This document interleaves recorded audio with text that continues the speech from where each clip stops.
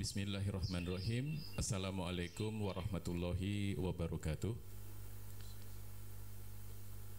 Alhamdulillah, salam sejahtera untuk kita semua. Selamat siang. Yang saya hormati, ada banyak tamu di ruangan yang besar tapi terlihat sempit ya karena banyak sekali orang di sini. Tapi tetap kita berjarak ya. Teman-teman yang saya hormati, ini adalah sesi ketiga dari diskusi webinar yang diselenggarakan oleh Badan Pengawas Pemilu Sukoharjo atau Bawaslu Sukoharjo, sebuah langkah brilian di tengah maraknya pesta demokrasi di Sukoharjo dan beberapa daerah lainnya, yang mudah-mudahan diskusi atau webinar yang dilakukan oleh Bawaslu Sukoharjo ini akan memberikan tambahan wawasan kepada kawan-kawan di Bawaslu, juga teman-teman pengawas di tingkat kecamatan dan desa, juga bisa akan memberikan wawasan kepada para viewer atau pemirsa di Facebooknya Solo Post dan di YouTube-nya Solo Post. Ini sebuah langkah yang luar biasa. Untuk yang ketiga ini, tema kita, diskusi kita adalah tentang money politik dan mahar politik. Ini agak-agak anget ya temanya ya. Dan pembicara kita pada siang hari ini sudah lengkap. Yang pertama ini tuan rumah Pak Mas Muladi Wibowo. Beliau komisioner Bawaslu Sukoharjo. Kemudian yang kedua Mas Fajar Subhi atau Mas Fajar. Beliau ketua Bawaslu Jawa Tengah yang asli Sukoharjo walaupun sekarang tidak lenggah di Sukoharjo. Kemudian yang ketiga Pak Dr. Suparji ya Pak ya. Pak Dr. Suparji, beliau adalah nanti bisa disebut pengamat politik begitu ya dari Universitas Al-Azhar Jakarta. Beliau Pak Dr. Suparji ini juga Piai Sukoharjo, jadi artinya ini memang kumpul-kumpul bersama-sama untuk berbagi wawasan seputar politik yang insya Allah ya mudah-mudahan nanti bermanfaat untuk kita semua. Baik, kita diskusi nanti ya teman-teman yang sudah inline di Zoom. Selamat siang, mudah-mudahan sudah siap untuk menyimak diskusi kita pada siang hari ini. Sampai sekarang sudah berapa orang yang sudah 67. Baik. Ini sudah langsung di YouTube ya? Ya. Baik. Nanti kita bisa lihat berapa viewer kita di YouTube ini dalam 3 hari. Nanti coba kita lihat YouTube kita dan Facebook kita. Ini karena zaman sekarang terbaca semua, yang nonton siapa dan sebagainya. Sebenarnya kalau kita mau tengok juga ini dari mana saja yang nonton itu juga nanti akan kelihatan sebenarnya. Begitu ya. Baik, kita diskusi sampai dengan jam berapa ini Mas Muladi? Oke. Kita sampai jam 3 mungkin ya. Nah, lebih-lebih sedikit kira-kira begitu ya. Atau sampai qiyamul lail atau gimana nanti? Iya. Ya, baik. Saya perkenalkan diri dulu, dari tadi ngomong belum perkenalan. Saya Suwarmin dari Solo Post yang akan menemani bapak-bapak di depan ini untuk berdiskusi. Juga kawan-kawan nanti kalau ada pertanyaan boleh menulis di chatbox ya. Di chatbox dulu, nulis dulu apa yang akan ditanyakan, nanti pada sesi tanya jawab kita bisa mencoba menjawab. Baik, untuk kesempatan pertama Mas Muladi Wibowo akan menyampaikan paparannya atau terkait mahar politik, money politik itu binatang apa itu ya mungkin ya. Mas Muladi monggo Mas, 15 menit atau 20 menit silakan. Terima kasih Mas Suwarmin. Assalamualaikum warahmatullahi wabarakatuh.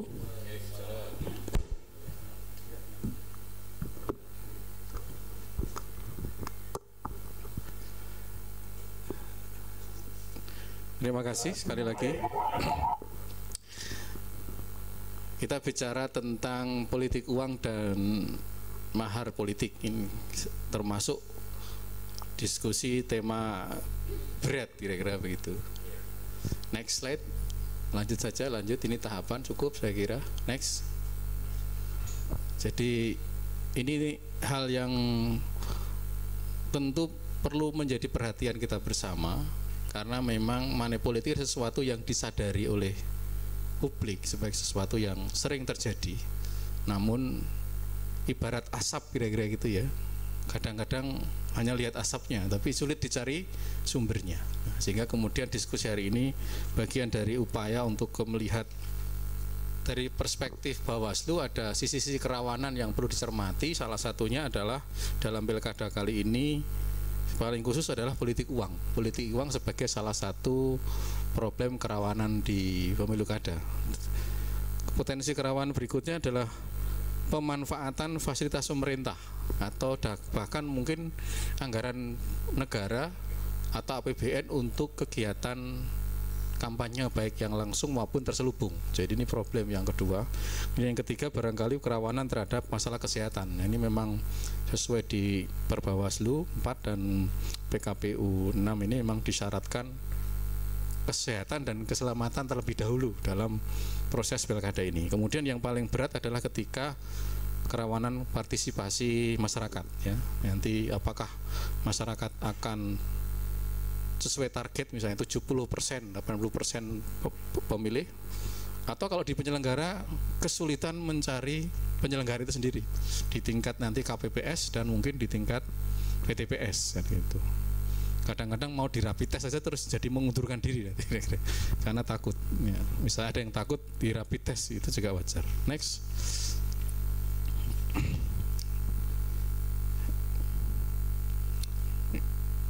Lanjut saja, ini saya kira cukup jelas.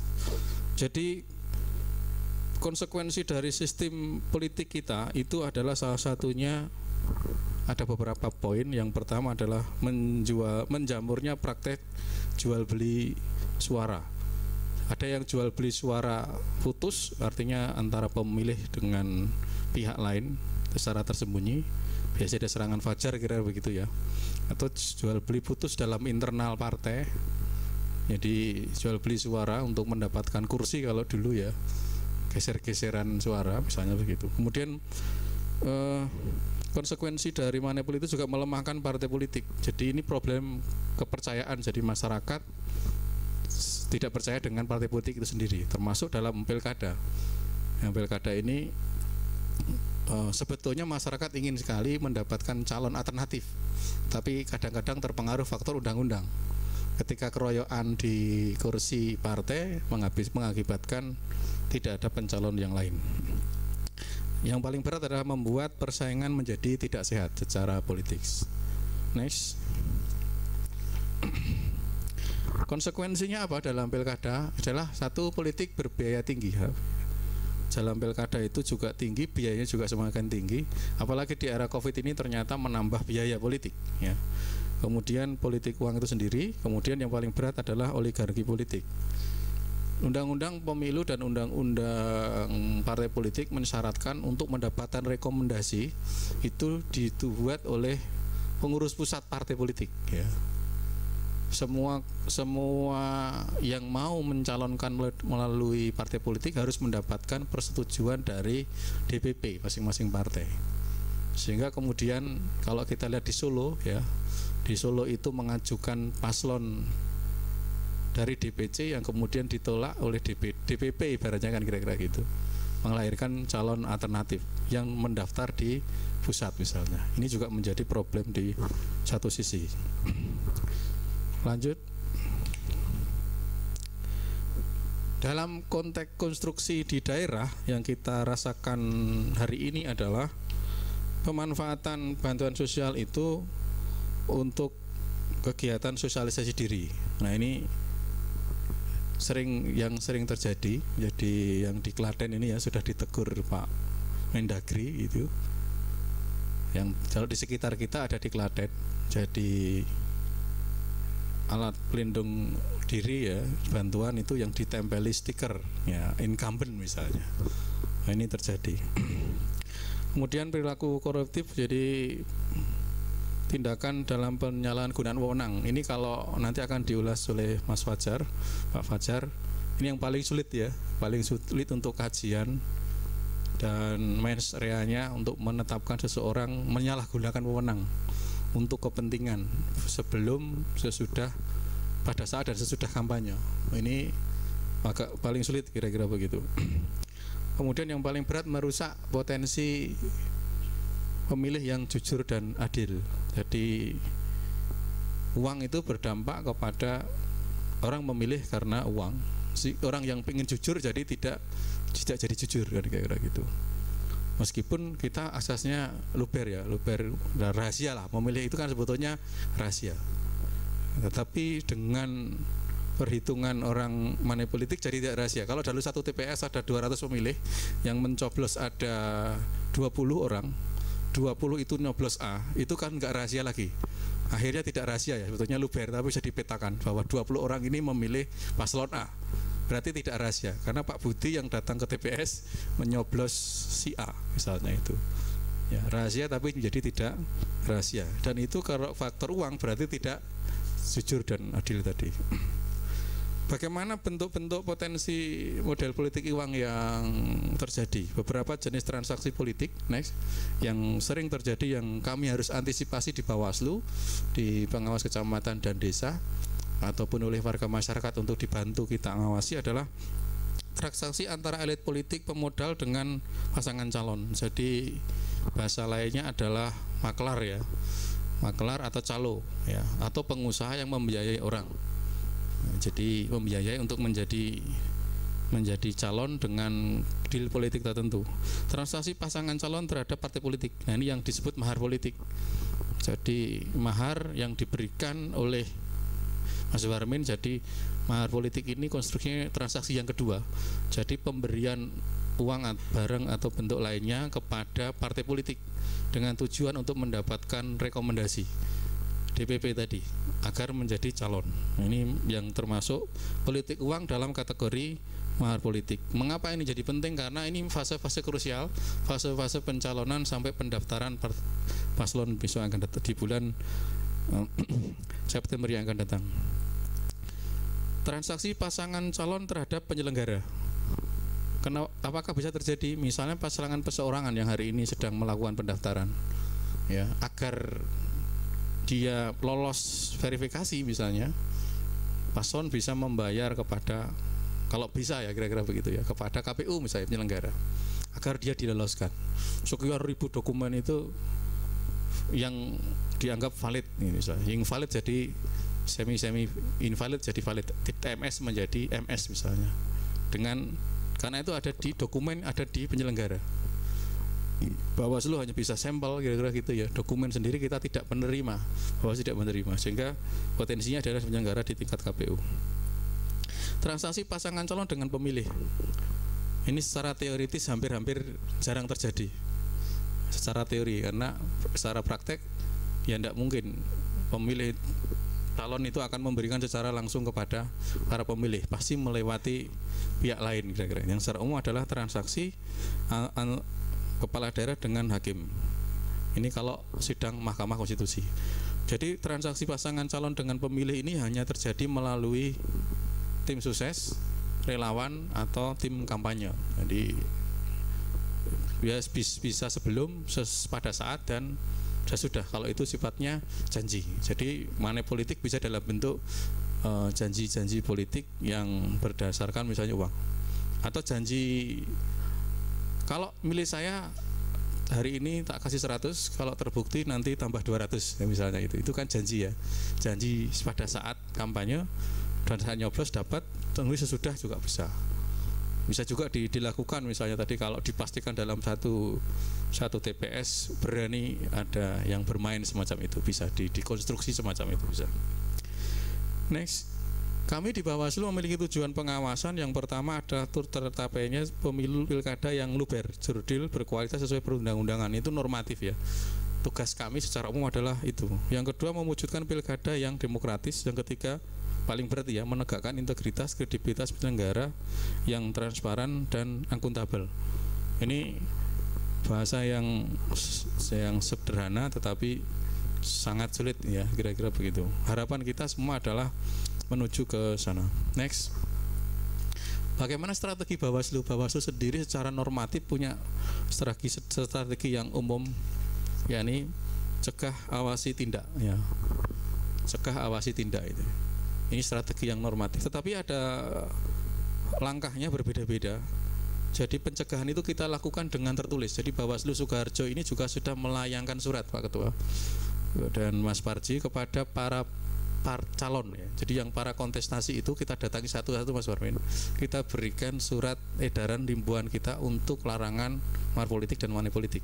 Jadi kita roadshow mendatangi para calon, semua calon kepala daerah yang bisa dijangkau di Sukoharjo. Kemudian kita memberikan surat pencegahan kepada partai politik agar tidak menerima mahar politik dalam pencalonan. Ini strategi pencegahan normatif sudah kita lakukan sebelum pandemi, malah sebelum pandemi ya, kira gitu. Karena setelah pandemi jadi sepi ya suasananya. Kemudian pencegahan yang dilakukan secara lisan. Jadi kita kalau ketemu dengan para tokoh, dengan partai politik, mengingatkan kembali agar dalam berbagai macam kegiatan ya sosialisasi, kita mengingatkan untuk secara lisan bahwa tentang bahaya money politik dan mahar politik dalam pemilihan kepala daerah. Yang ketiga dengan pengawasan, berarti melakukan pengawasan. Kita mengerahkan sejumlah SDM yang kita punya, 167 pengawas desa dan 36 panwascam untuk memantau kegiatan partai politik. Jadi boleh kami informasikan bahwa khusus di Sukoharjo ini kegiatan pemerintah daerah, pemerintah kecamatan, pemerintah desa, partai politik di kantor maupun di tempat lain itu harus diawasi untuk melakukan pemantauan dalam fungsi pencegahan. Meskipun itu kegiatan internal partai politik, ya, fungsinya adalah pencegahan, fungsi-fungsi pencegahan dalam fungsi-fungsi pengawasan. Yang paling berat adalah tahap pasca, yakni penindakan ketika ada pelanggaran, terutama yang money politik biasanya kita siap untuk penindakan. Kalau yang mahar politik ini yang paling berat karena memang seperti tadi ada asap tapi mungkin tidak jelas sumbernya, kira-kira itu. Karena para pihak ini belum tentu mau menjadi saksi atau membuka kotak Pandora proses mahar politik. Lanjut, strategi untuk pengawasan berikutnya kita adalah melakukan sosialisasi dan kampanye. Dari fungsi pengawasan, Bawaslu melakukan sosialisasi dan kampanye politik uang di media sosial karena ini eranya pandemi, kemudian di media luar ruangan melalui nanti akan kita pasang baliho dan seterusnya. Bermitra dengan komunitas desa anti money politik. Jadi kita mengembangkan bekerjasama dengan warga masyarakat mengembangkan desa anti money politik yang kita kembangkan tahun 2019 dan kita lanjutkan di 2020. Jadi Pak Fajar dulu sempat hadir meresmikan ya desa anti money politik. Kemudian membangun kerja-jaring dengan jurnalis dan berbagai kelompok masyarakat, meningkatkan partisipasi pengawasan partisipatif, SKPP dan daring dan lain-lain. Kemudian yang paling penting adalah strategi penindakan yang efektif. Jadi sekecil apapun potensi pelanggaran dan itu juga ditemukan atau dilaporkan, mendapatkan laporan, kita akan secara efektif melakukan penindakan. Karena penindakan yang efektif akan berdampak kepada potensi orang lain menjadi berkurang ya, tingkat pelanggarannya. Jadi, tapi kalau pembiaran tanpa penindakan akan berdampak semakin meluasnya potensi pelanggaran. Strategi pengawasan berikutnya adalah strategi yang sifatnya jangka pendek dan jangka panjang. Strategi jangka pendek yang kita sebutkan tadi strategi pengawasan dan penindakan. Strategi jangka panjang adalah strategi peniadaan. Jadi strategi yang dalam konstruksi budaya hukum untuk menciptakan struktur, substansi dan kultur. Ya ini yang paling sulit. Jadi kita berharap di masa depan itu money politik bukan lagi budaya. Ya, tapi itu sangat sulit karena pilkada sendiri sama seperti kalau kita melihat fotokopi pemilihan kepala desa. Nah, cerminannya kan semacam itu. Kepala desa ini dalam aturan yang terakhir itu malah money politik itu tidak apa-apa, tidak di dalam pemilihan kepala desa. Ini menjadi problem ketika ada peraturan bupati yang mengatur tentang money politik dalam pemilihan kepala desa yang justru tidak mendapatkan sanksi yang signifikan. Nah, ini akan berdampak kultur di masyarakat. Ini ada tantangan dari sisi kultur. Teman-teman hukum ingin membangun suatu budaya hukum yang positif ya, misalnya Mas Parji ini ingin ke arah sana, tapi satu sisi ada potret demonstrasi kecil ya di tingkat desa yang berpotensi money politik. Next. Lanjut saja. Ini adalah kegiatan partisipatif dalam rangka tadi kegiatan penanganan pelanggaran. Lanjut. Yang paling penting adalah dari sisi proses money politik itu penguatan integritas dan mentalitas pengawas pemilu itu sendiri. Jadi kalau pengawas politik, pengawas pemilu, penyelenggara pemilu itu memang betul-betul berintegritas, tidak mau disuap ya, diberi isi amplop tidak mau. Nah ini akan mendorong, bukan amplopnya, isi amplop tidak mau gitu, otomatis akan meningkatkan integritas. Alhamdulillah di Sukoharjo ini belum ada satu kasus pun ya sejak saya aktif di pemilu yang merujuk kepada penyelenggara pemilu yang mau menerima uang dari level yang terbukti kira-kira gitu ya yang terbukti di bawah baik itu DKPP maupun ke pidana kira-kira gitu, maupun pelanggaran etik di internal kira-kira gitu, belum ada yang sampai ke tahapan ada yang mau menerima uang nih Mas Warmin. Alhamdulillah dari satu sisi kalau penyelenggara pemilu yang melakukan pelanggaran pidana dan administrasi sudah ada ya, tapi bukan money politik. Jadi kalau di Mojolaban itu perobekan surat suara oleh KPPS misalnya, itu kan pidana pemilu ya, sudah dipenjara 1 tahun, tetapi kan bukan penyelenggara yang menerima money politik kira-kira gitu. Lanjut. Nah tujuan akhir dari proses penegakan hukum itu adalah tetap kembali Pak dari satu sisi bahwa fungsi penindakan kita adalah untuk memberi korektif ya kalau ada pelanggaran, dan kemudian memberikan punitif atau hukuman. Tujuannya adalah bagaimana pemilu itu, pemilihan kepala daerah itu bisa berlangsung dengan jujur, jurdil, serta hak warga negara bisa dikembalikan. Kalau saat ini misalnya ada tahapan coklit misalnya, Panwas melakukan koreksi administrasi dalam rangka untuk mengembalikan hak pilih agar yang harusnya MS menjadi tetap MS dan bukan TMS dan seterusnya. Artinya betul-betul warga negara yang punya hak pilih itu memiliki hak pilihnya, dan orang yang punya hak pilih betul-betul menggunakan hak pilihnya tanpa money politik ya. Jadi betul-betul warga negara secara mandiri menggunakan hak pilih datang ke TPS, tidak karena faktor janji-janji politik, tidak karena faktor imbalan dalam bentuk uang ataupun dalam bentuk materi lainnya. Saya kira itu dari saya. Terima kasih Mas Warmin. Assalamualaikum warahmatullahi wabarakatuh.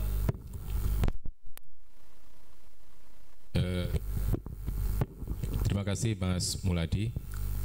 Menarik sekali tadi ya, ada beberapa hal yang mungkin kalau dicermati ini membuat kita berpikir bahwa untuk membangun proses demokrasi yang jujur dan adil, atau untuk menciptakan sebuah gelanggang kontestasi politik di level apapun, itu membutuhkan upaya yang luar biasa.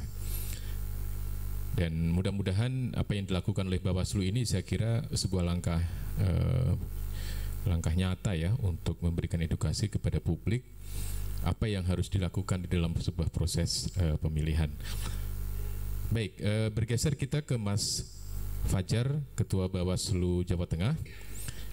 Ketika tadi sudah disebut tentang 5 potensi money politik, ada oligarki politik dan macam-macam, mungkin Mas Fajar bisa memberikan tambahan wawasan kepada teman-teman kita. Silakan Mas Fajar, waktunya 15 sampai 20 menit. Silakan. Terima kasih Mas Warmin. Assalamualaikum warahmatullahi wabarakatuh. Salam sejahtera untuk kita semua yang saya hormati Mas Muladi, Mas Parji, Mas Warmin ya. Ini sebenarnya narasumbernya harusnya 4 ini. Mas Warmin juga narasumber ya Mas ya. Dari perspektif media. Itu kan penting karena salah satu strategi Bawaslu juga untuk menjangkau publik itu melalui kawan-kawan media ya, karena banyak sekali informasi yang harus tersampaikan ke publik ya, itu melalui teman-teman media. Nanti mungkin selain sebagai moderator juga bisa sekaligus menyampaikan materi nanti Pak. Baik ya. Baik, Ibu dan Bapak, rekan-rekan saya hormati, melanjuti apa yang disampaikan oleh Mas Muladi tadi ya, soal mahar politik dan money politik. Tadi soal strategi pencegahan sudah cukup banyak disampaikan. Sebagai pengantar diskusi, saya menyampaikan Ibu dan Bapak, kenapa sebenarnya dalam peraturan perundang-undangan itu selalu ada ketentuan sanksi ya. Selain pengaturan soal hak kewajiban, ada sanksi juga di dalamnya, termasuk di dalamnya sanksi pidana. Nah, dalam pemahaman kami Ibu dan Bapak sekalian, sesungguhnya sanksi ini dibuat adalah untuk memastikan yang wajib-wajib tadi itu bisa dilaksanakan dengan baik. Jadi, tujuan pokoknya sebenarnya itu. Nah, kalau kemudian tujuan pokok agar yang wajib-wajib ini dijalankan tidak dilaksanakan, barulah kemudian sanksi itu diberikan kepada pihak yang tidak menjalankan fungsinya sesuai dengan kewajiban. Dan itu juga nanti berpengaruh ke perspektif Bawaslu, bahwa sesungguhnya di kami ini tidak ada semangat untuk mencari pelanggaran sebanyak-banyaknya. Jadi berbeda dengan yang dipandang oleh publik ya Mas Warmin dan Bapak sekalian, seolah-olah kalau Bawaslu itu bisa membawa sebanyak-banyaknya orang ke pengadilan itu prestasi. Sebenarnya tidak seperti itu perspektif kami itu, karena kalau banyak pelanggaran, banyak yang diproses oleh Bawaslu, berarti kan pilkada kita ini semrawut Mas, gampangnya gitu. Nah, kalau pilkada ini semrawut, berarti kita ini kan tidak mutu dalam menjalankan proses berpilkada. Yang tidak bermutu itu ya kita semua akhirnya. Yang menyampaikan informasi ini ya tidak bermutu, yang menegakkan juga tidak, yang memilih juga sama, karena dia permisif terhadap pelanggaran-pelanggaran. Yang paling ideal harapan kita tentu saja bisa berjalan sesuai dengan aturan main, semua pihak fair mainnya, jujur tadi kata Mas Muladi ya, terbuka ya, sesuai dengan regulasinya, beradab, bermartabat dan sebagainya. Itu yang kita harapkan. Berarti benar-benar pilkada kita, pemilu kita ini secara substantif itu berjalan dengan baik. Nah, kalau kemudian terpaksa beberapa harus ditegakkan ya, bahasa Bawaslu begitu ya, setelah dicegah maksimal tidak bisa, masih terjadi pelanggaran, diawasi, diingatkan ya masih melanggar juga, akhirnya mau tidak mau kita harus melakukan penindakan atau penanganan pelanggaran. Nah, dari sekian banyak pelanggaran yang terjadi pada masa pilkada dan juga pemilu, salah duanya ya, karena kalau salah satu kan cuma satu ya, berarti salah duanya yang sering dibahas itu adalah soal money politik dan mahar politik, baik dalam masa pemilu maupun pada masa pilkada.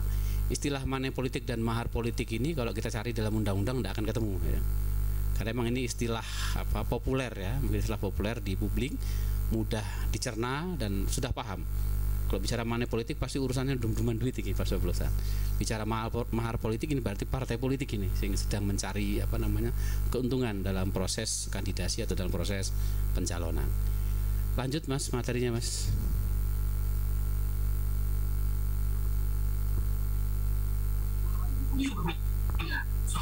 Masih soal mahar politik. Lanjut Mas, lanjut. Ya. Nah, ini tadi singgung Mas Muladi juga ya, pilkada tidak jujur dan adil. Salah duanya yang menyebabkan adalah money politik dan mahar politik. Nanti kalau dilanjutkan gambarnya termasuk nanti soal kualitas pilkada, kualitas yang terpilih dan sebagainya. Dan apakah kualitas terpilih itu kemudian bisa terwujud kalau diawali dengan adanya money politik dan mahar politik. Tujuan akhir dari pilkada dan pemilu saya kira kita sama-sama paham adalah kesejahteraan rakyat ya, kesejahteraan masyarakat. Nah, kira-kira kalau kemudian pilkada itu didahului dengan mahar politik, kemudian di tengahnya dipenuhi dengan money politik, kita bisa membayangkan yang terpilih seperti apa, dan kira-kira apakah kemudian yang bersangkutan bisa menjalankan tugasnya untuk mewujudkan sebesar-besarnya kemakmuran rakyat. Jadi sangat erat kaitannya antara ketidakjujuran dalam pilkada, dalam pemilu dengan kualitas pemerintahan yang akan terpilih. Disitulah saya kira pentingnya diskusi terus-menerus soal money politik ini diulang-ulang ya, supaya kita punya kesadaran sama. Mungkin beberapa ada yang bosan, setiap pemilu, setiap pilkada membahasnya money politik. Nah, justru pertanyaan dibalik, kenapa setiap pilkada kita membahas money politik? Karena masih terjadi gitu loh. Dan kenapa masih terjadi ya? Karena kita permisif tadi, bahasa Mas Muladi, sebagian itu menjadi budaya. Padahal kita juga tahu hasil survei beberapa media, kemudian juga rilis dari KPK, banyak wakil rakyat, banyak kepala daerah yang tersangkut dalam kasus korupsi. Salah satu penyebabnya adalah alasannya biaya politik yang tinggi. Nah, tingginya itu adalah untuk kegiatan-kegiatan yang tidak jujur dan tidak adil ini. Lanjut Mas. Nah, soal money politik saya kira pengertiannya ini juga perlu disampaikan ke Ibu dan Bapak sekalian. Jadi tidak hanya sekedar memberikan uang tapi juga materi lainnya. Kecuali nanti yang diatur khusus dalam peraturan KPU sebagai bahan kampanye ya. Itu kan ada diatur nanti apa yang dimaksud dengan bahan kampanye. Nah, jadi meskipun tidak dalam bentuk uang, kalau kemudian itu bernilai dan bisa mempengaruhi secara langsung dan tidak langsung pada pemilih, itu bisa juga nanti dikategorikan sebagai pemberian atau sebagai money politik, merupakan tindak pidana pemilihan diatur dalam pasal 73. 73 itu aturannya, larangannya, pidananya di pasal 187A. Lanjut Mas, agak cepat saja ini. Nah, diatur di pasal 73 ya rekan-rekan sekalian. Yang perlu kita perhatikan sama-sama itu di ayat 4 ya. Selain calon atau pasangan calon, anggota partai politik dan tim kampanye dan relawan atau pihak lain juga dilarang. Jadi cukup luas pelakunya yang bisa diproses, subjeknya tidak hanya pasangan calon, tidak hanya anggota partai politik atau tim kampanye, tapi setiap orang ya. Pihak lain juga dilarang melakukan perbuatan melawan hukum, menjanjikan atau memberikan uang atau materi lainnya untuk mempengaruhi pemilih. Jadi money politik itu tidak sekedar diberikan supaya memilih seseorang Mas. Jadi kalau konstruksinya undang-undang ini lebih luas. Bahkan untuk tidak menggunakan hak pilih juga bisa ya, ngasih uang supaya orang nggak milih, memberi uang dengan cara tertentu sehingga mengakibatkan suara tidak sah ya, dia ngasih uang itu supaya orang mencoblos dengan cara tidak benar, atau mempengaruhi untuk memilih calon tertentu atau tidak memilih calon tertentu. Nah, yang selama kita pahami kan memberi uang itu untuk memilih calon tertentu, padahal untuk tidak memilih pun bisa juga dimasukkan kategori sebagai kegiatan politik uang, mempengaruhi cara pemilih menggunakan hak pilihnya. Jadi sederhananya begitu, penggunaan uang atau materi lain untuk mempengaruhi pemilih menggunakan hak pilihnya dengan cara yang tidak benar. Sanksinya saya sebutkan di pasal 187A ya, konstruksinya seperti itu. Nah, salah satu yang menarik dan mungkin nanti bisa menjadi bahan diskusi kita adalah di pasal 187 ayat 2. Nanti Mas Parji juga bisa diskusi ini. Kira-kira dampaknya positif atau negatif sebenarnya dalam proses penegakan hukum. Di situ disebutkan bahwa pidana yang sama diterapkan kepada pemilih yang dengan sengaja melakukan perbuatan hukum menerima pemberian atau janji sebagai yang dimaksud. Nah, jadi tidak hanya pemberinya yang memberikan uang itu diberi sanksi, penerimanya pun bisa mendapatkan sanksi pidana yang sama. Ini di lapangan bisa kita diskusikan apakah berdampak positif atau negatif. Kalau untuk pencegahan sebenarnya bisa menjadi positif ya, artinya kita bisa menyampaikan ke publik, janganlah terima pemberian uang itu. Karena kalau diterima dampaknya nanti tidak hanya pemberi yang diproses, yang menerima pun bisa diproses. Tapi sisi negatifnya pasti juga ada gitu ya. Karena kemudian para pihak yang menerima uang ini bisa juga ragu dia kemudian berkomunikasi dengan Bawaslu ya. Cuma nanti kita bisa diskusi. Ada juga praktek-praktek tertentu di dalam proses peradilan. Ini secara teori hukum pidana saya tidak tahu apa istilahnya, diskresi atau apa gitu ya. Jadi pernah ada peristiwa pemberi itu diproses tapi kepada pihak penerima tidak dilanjutkan. Itu ada Mas Parji proses begitu. Mungkin nanti secara teori ada penjelasannya. Lanjut Mas. Ini contoh ya, ada beberapa kasus di Jawa Tengah. Ini ada yang berhenti rata-rata karena dalam pembahasan di Sentra Gakumdu. Jadi proses pidananya kan tidak hanya ansih dibahas di Bawaslu. Ada namanya Sentra Gakumdu ya. Di situ tergabung ada Bawaslu, ada dari pihak kepolisian, ada pihak kejaksaan. Yang gunanya Sentra Gakumdu dibentuk adalah untuk memudahkan proses komunikasi, koordinasi, mempercepat proses. Karena waktu yang diberikan oleh undang-undang kepada Bawaslu dan jajaran kepolisian kejaksaan sangat terbatas. Nah, agar proses ini efektif, agar proses ini bisa berjalan dengan simultan, kemudian dibentuk Sentra Gakumdu ini, dibahas bersama. Nah, ini beberapa kasus berhenti karena berdasarkan pembahasan di Sentra Gakumdu dianggap unsur-unsurnya tidak terpenuhi. Nah, ini ada beberapa kasus di Jawa Tengah ya, Pilgub Jateng 2018. Lanjut Mas. Nah, selain yang tidak bisa diproses, ada juga beberapa perkara yang kemudian naik sampai di tingkat pengadilan. Ini contoh di Kendal, sudah diproses meskipun di pengadilan kemudian dinyatakan tidak terbukti karena pelaku utamanya tidak hadir ketika diundang oleh Bawaslu. Ini bedanya juga antara penanganan pelanggaran tindak pidana di ketentuan dalam pemilu dan pilkada. Kalau dalam ketentuan pemilu itu ada namanya proses yang in absentia Mas Parji. Jadi bisa saja tanpa kehadiran dari terlapor atau terdakwa gitu ya. Tetapi dalam proses pidana pemilihan tidak ada ketentuan semacam itu. Jadi dia harus hadir ketika diperiksa sebagai terlapor maupun sebagai tersangka. Nah, kalau tidak ya tidak bisa diproses. Nah, kasus Kendal ini pelaku utamanya tidak hadir, tidak diketemukan ya, diundang tidak hadir, tidak bisa ditemukan juga dalam proses, sehingga kemudian yang diajukan ke pengadilan dipandang oleh hakim tidak punya mens rea tadi yang disebut itu. Dia hanya sebagai orang yang diperintah di lapangan, tidak ada niat sama sekali untuk melakukan pembagian uang ya.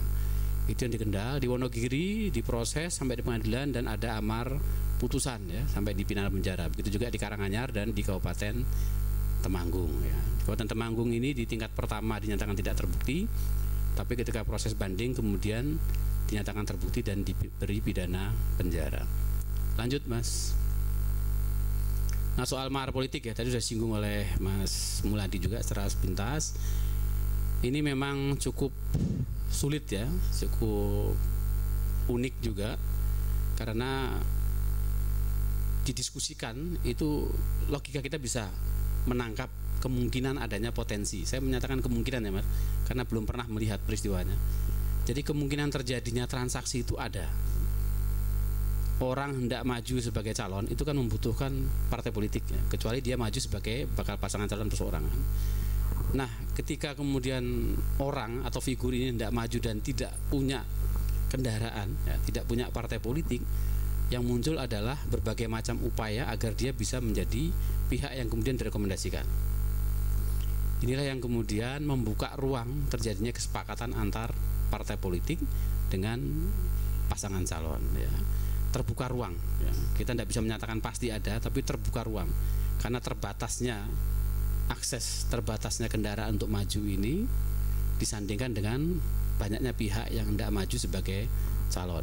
Syarat minimal 20 kursi 20% ya, perolehan kursi 25% suara sah itu tidak ringan bagi pihak-pihak yang khususnya bukan sebagai pengurus atau bukan tokoh dari partai politik. Ini buka ruang. Nah, di sisi yang lain partai politik ada yang memiliki kursi, memiliki suara sah, tetapi tidak punya figur yang bisa dia tampilkan ke publik. Nah, di sini juga kemudian muncullah kepentingan yang sama yang memungkinkan terjadinya transaksi antara partai politik dengan bakal pasangan calon. Lanjut, Mas. Ini saya sebutkan tadi ya, ada kebutuhan partai politik untuk maju, ketidakmampuan partai menyajikan calon yang layak untuk disampaikan ke publik disandingkan dengan kebutuhan calon yang merasa mampu tapi tidak memiliki kendaraan atau tidak memiliki partai politik. Berjumpalah potensi adanya mahar politik. Jadi istilah mahar politik di undang-undang juga sama, kalau kita cari tidak akan ketemu, tetapi intinya adalah orang ya, yang kemudian butuh kursi untuk maju sebagai calon ya, itu datang ke partai politik meminta uang atau imbalan tertentu, ya, jadilah itu dimaksud dengan mahar politik. Ketentuannya juga sederhana soal mahar politik. Pertama, larangannya adalah dari calon dilarang memberikan ke partai politik. Sebaliknya ya, ada juga sanksi bagi lembaga atau orang yang menyerahkan kepada partai politik. Jadi dua-duanya bisa kena juga ketentuan pidananya. Lanjut. Saya kira sama ini ya. Ini soal pemberian sanksi. Selain sanksi pidana diproses, sanksi administrasi juga ada. Jadi kalau misalnya terbukti ada mahar politik, parpol atau gabungan parpol yang menerima itu, kemudian sanksi administrasinya adalah dilarang untuk mengajukan calon pada pemilu atau pilkada berikutnya.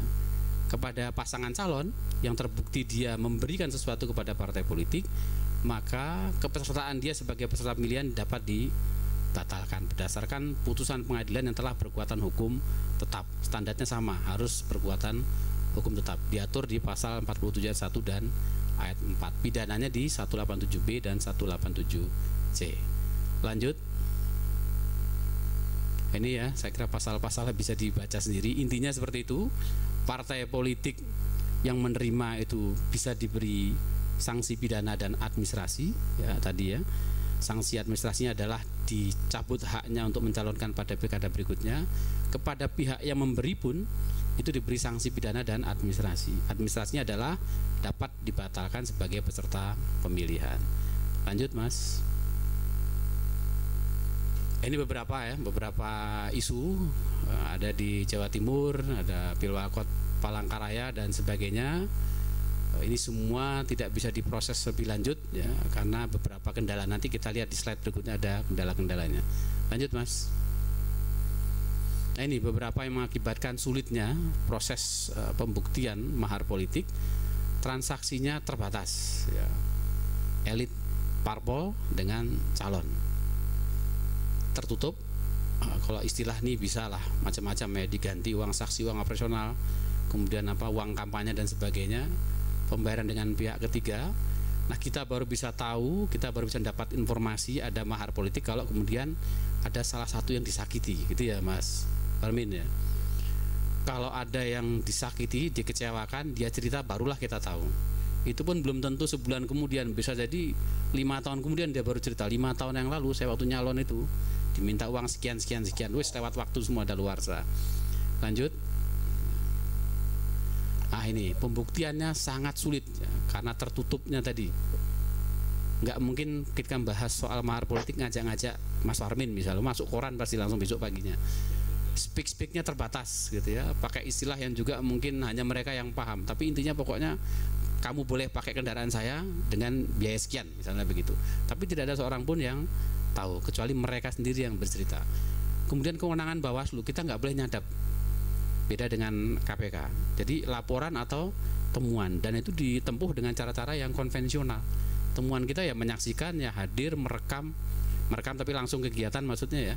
Tapi kalau merekam menyadap seperti KPK nggak boleh. Kalau itu ditempuh Bawaslu berarti kami melampaui kewenangan, itu malah menjadi masalah ya.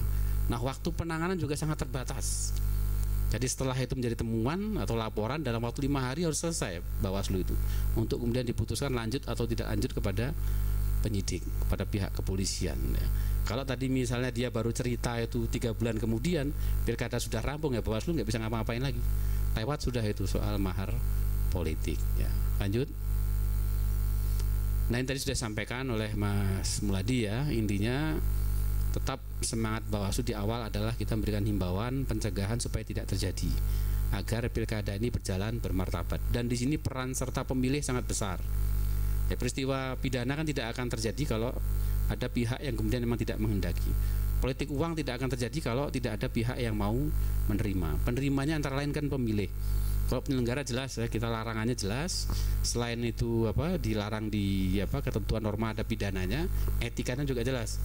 Kalau ada penyelenggara pemilu yang terbukti misalnya menerima dari peserta, itu sanksinya sampai ke pemberhentian ya. Dan itu sudah ada beberapa yang kemudian terbukti diberhentikan. Jadi peran serta pemilih sangat besar di sini untuk menghentikan praktek-praktek politik uang.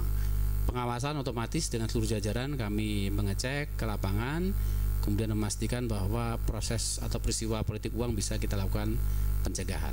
Kalau dicegah, dihimbau, diawasi masih juga bablas ya, kita akan melakukan proses penanganan pelanggaran atau penindakan. Lanjut Mas. Oh sudah, itu foto 7 orang anggota Bawaslu Jawa Tengah beserta dengan kepala sekretariat. Matur nuwun atas perhatiannya, mohon maaf atas segala kekurangan. Assalamualaikum warahmatullahi wabarakatuh. Waalaikumsalam.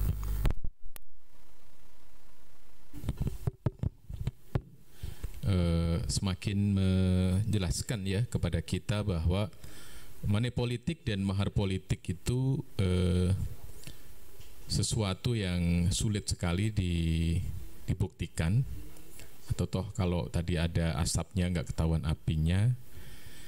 Jadi mungkin diskusi kita ini jangan-jangan benar-benar virtual dalam arti yang sebenarnya, membicarakan sesuatu yang memang sepertinya ada tetapi kasat mata tidak terlihat, tetapi baunya terasa sangat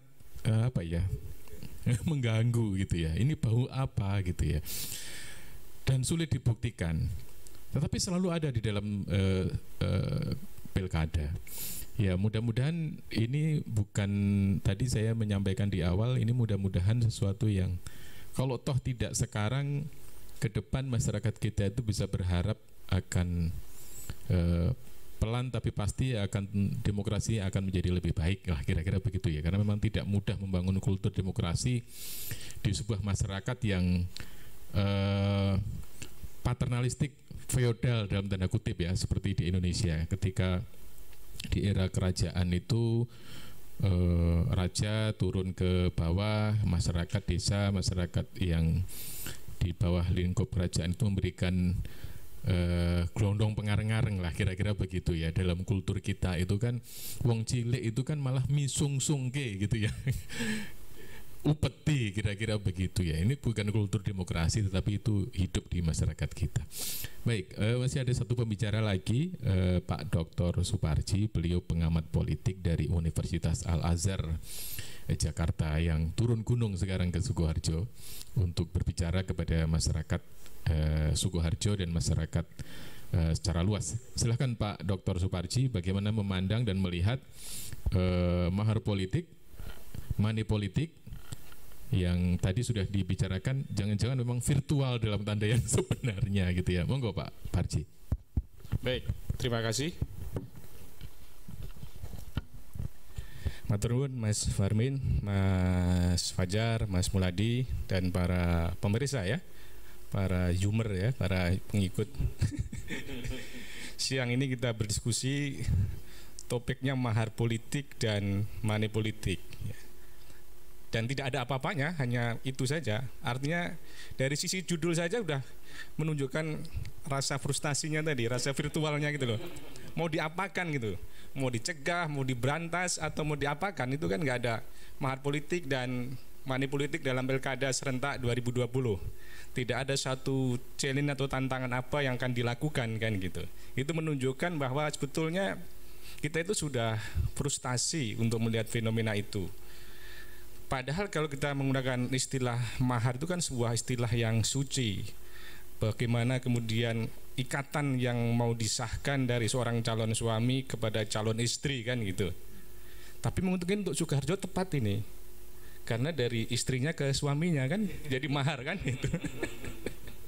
Jadi mungkin untuk Bawaslu Sukoharjo mengangkat tema mahar politik itu adalah tepat karena memang fenomenanya faktual tadi itu ya.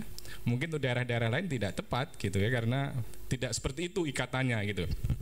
Itu sekedar joke saja. Dan ini adalah satu fenomena politik yang kita hadapi sekarang. Bagaimana disebutkan tadi soal oligarki, soal kemudian dinasti, soal kemudian tadi kerajaan dan lain sebagainya. Itu adalah satu kenyataan yang ada saat ini.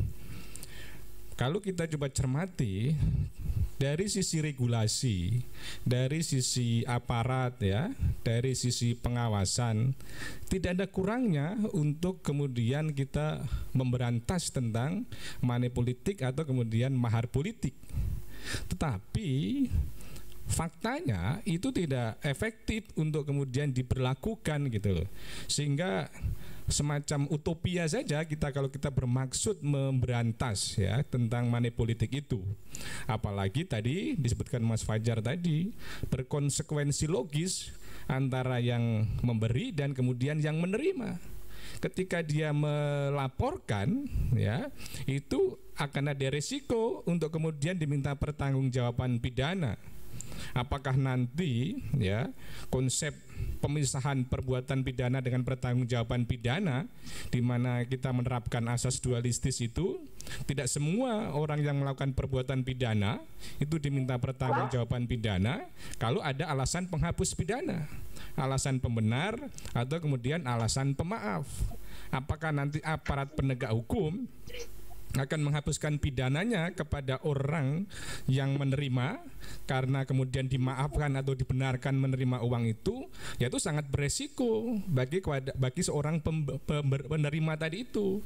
Atau kemudian tadi disebutkan Mas Fajar juga akan menerapkan asas deponering atau kemudian asas oportunitas demi kepentingan umum, maka sang penerima tidak diberikan sanksi atau pertanggungjawaban pidana.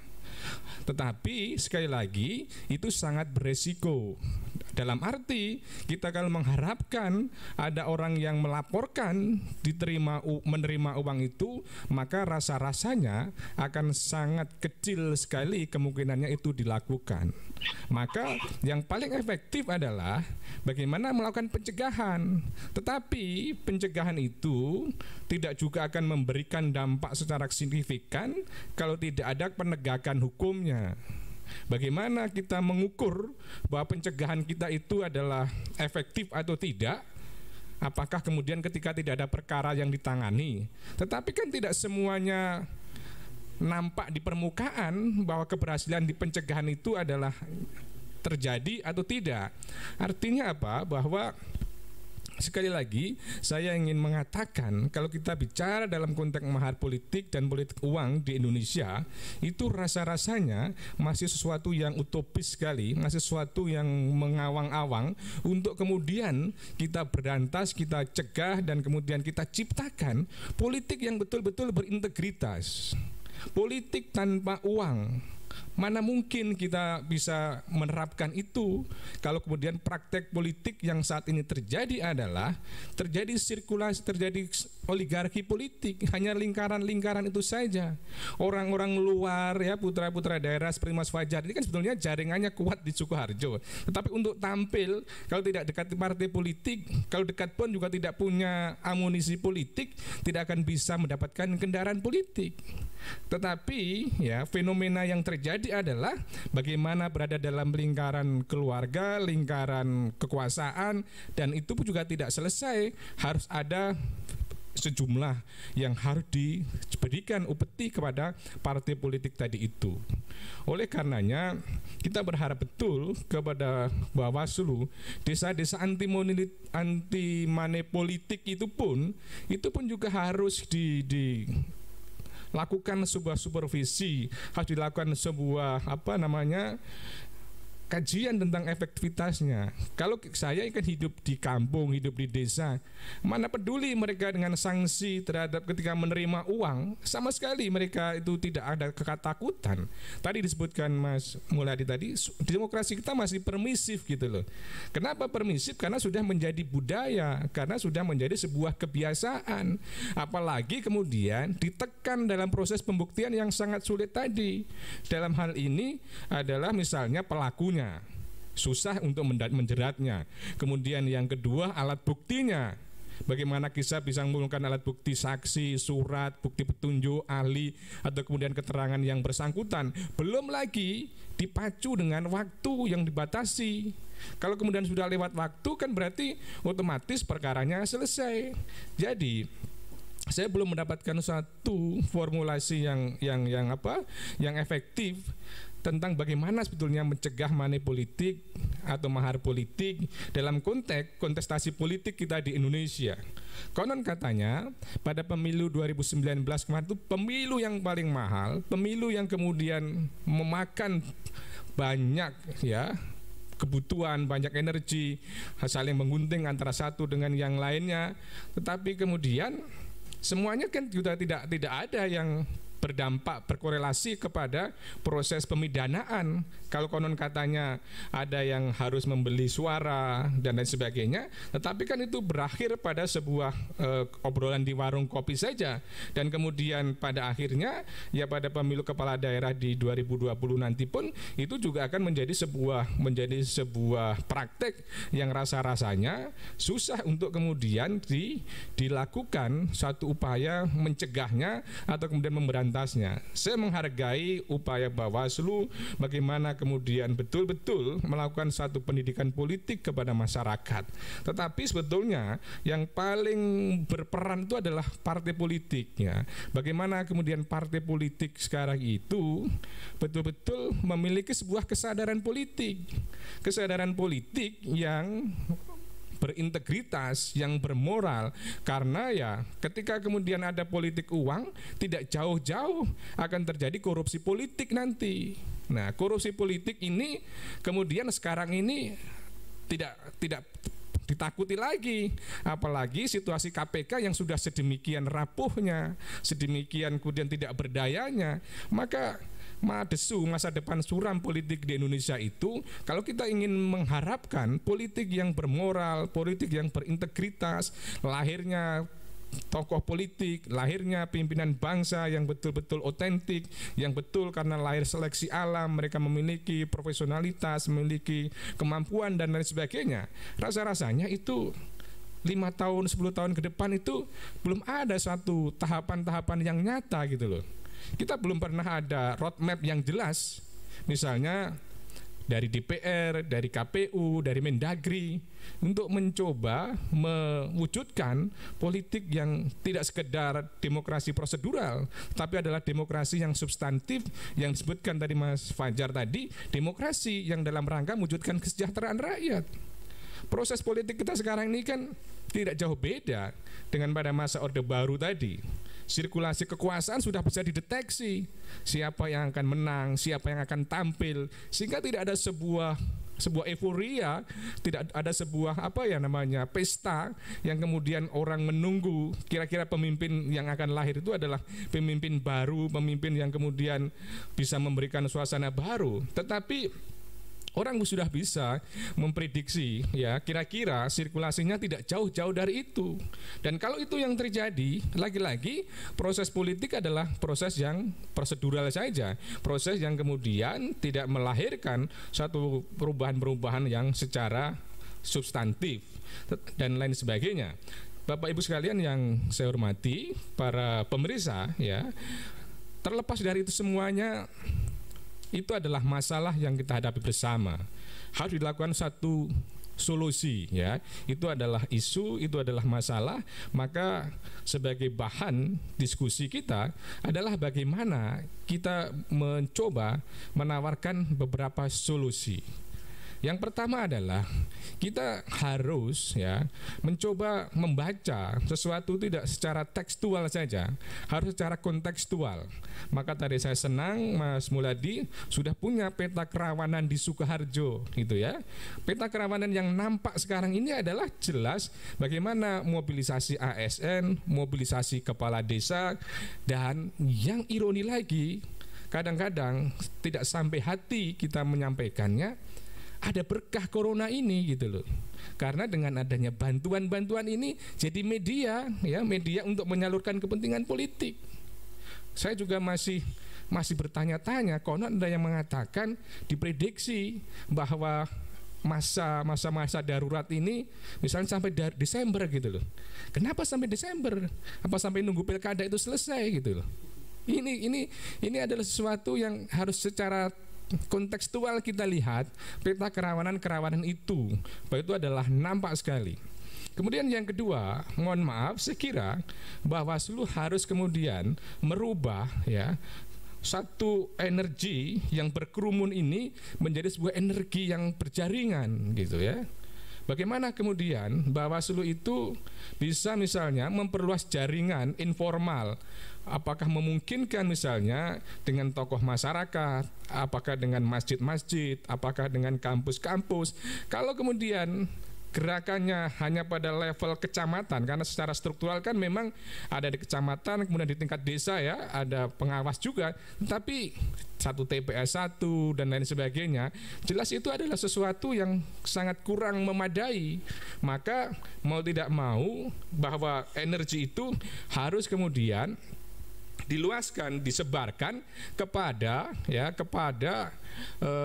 satu jaringan-jaringan yang lain, supaya kemudian itu mendapatkan sebuah energi tambahan. Dan kemudian yang ketiga, saya kira memang kadangkala kita sering seperti yang saya ungkapkan sekarang ini, ada luapan kemarahan, luapan sebuah kegalauan, dan ini sebetulnya tidak efektif ya, tidak produktif.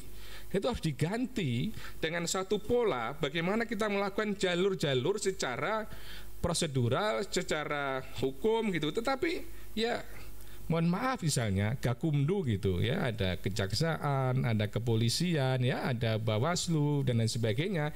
Itu apa yang bisa diharapkan? Dan lagi-lagi secara klasik akan berbicara tentang soal pembuktian gitu kan.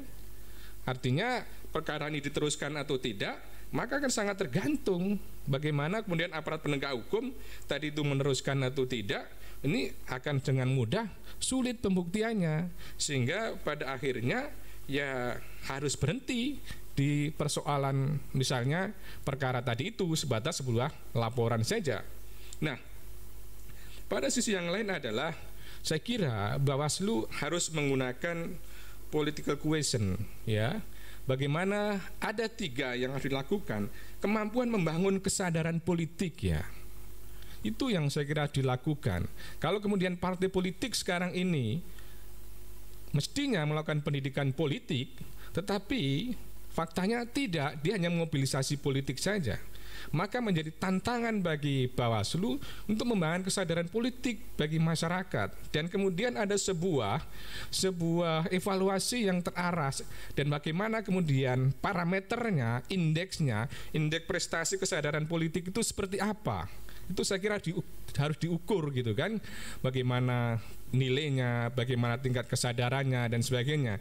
Pada proses berikutnya, bagaimana membentuk sebuah kekuatan politik.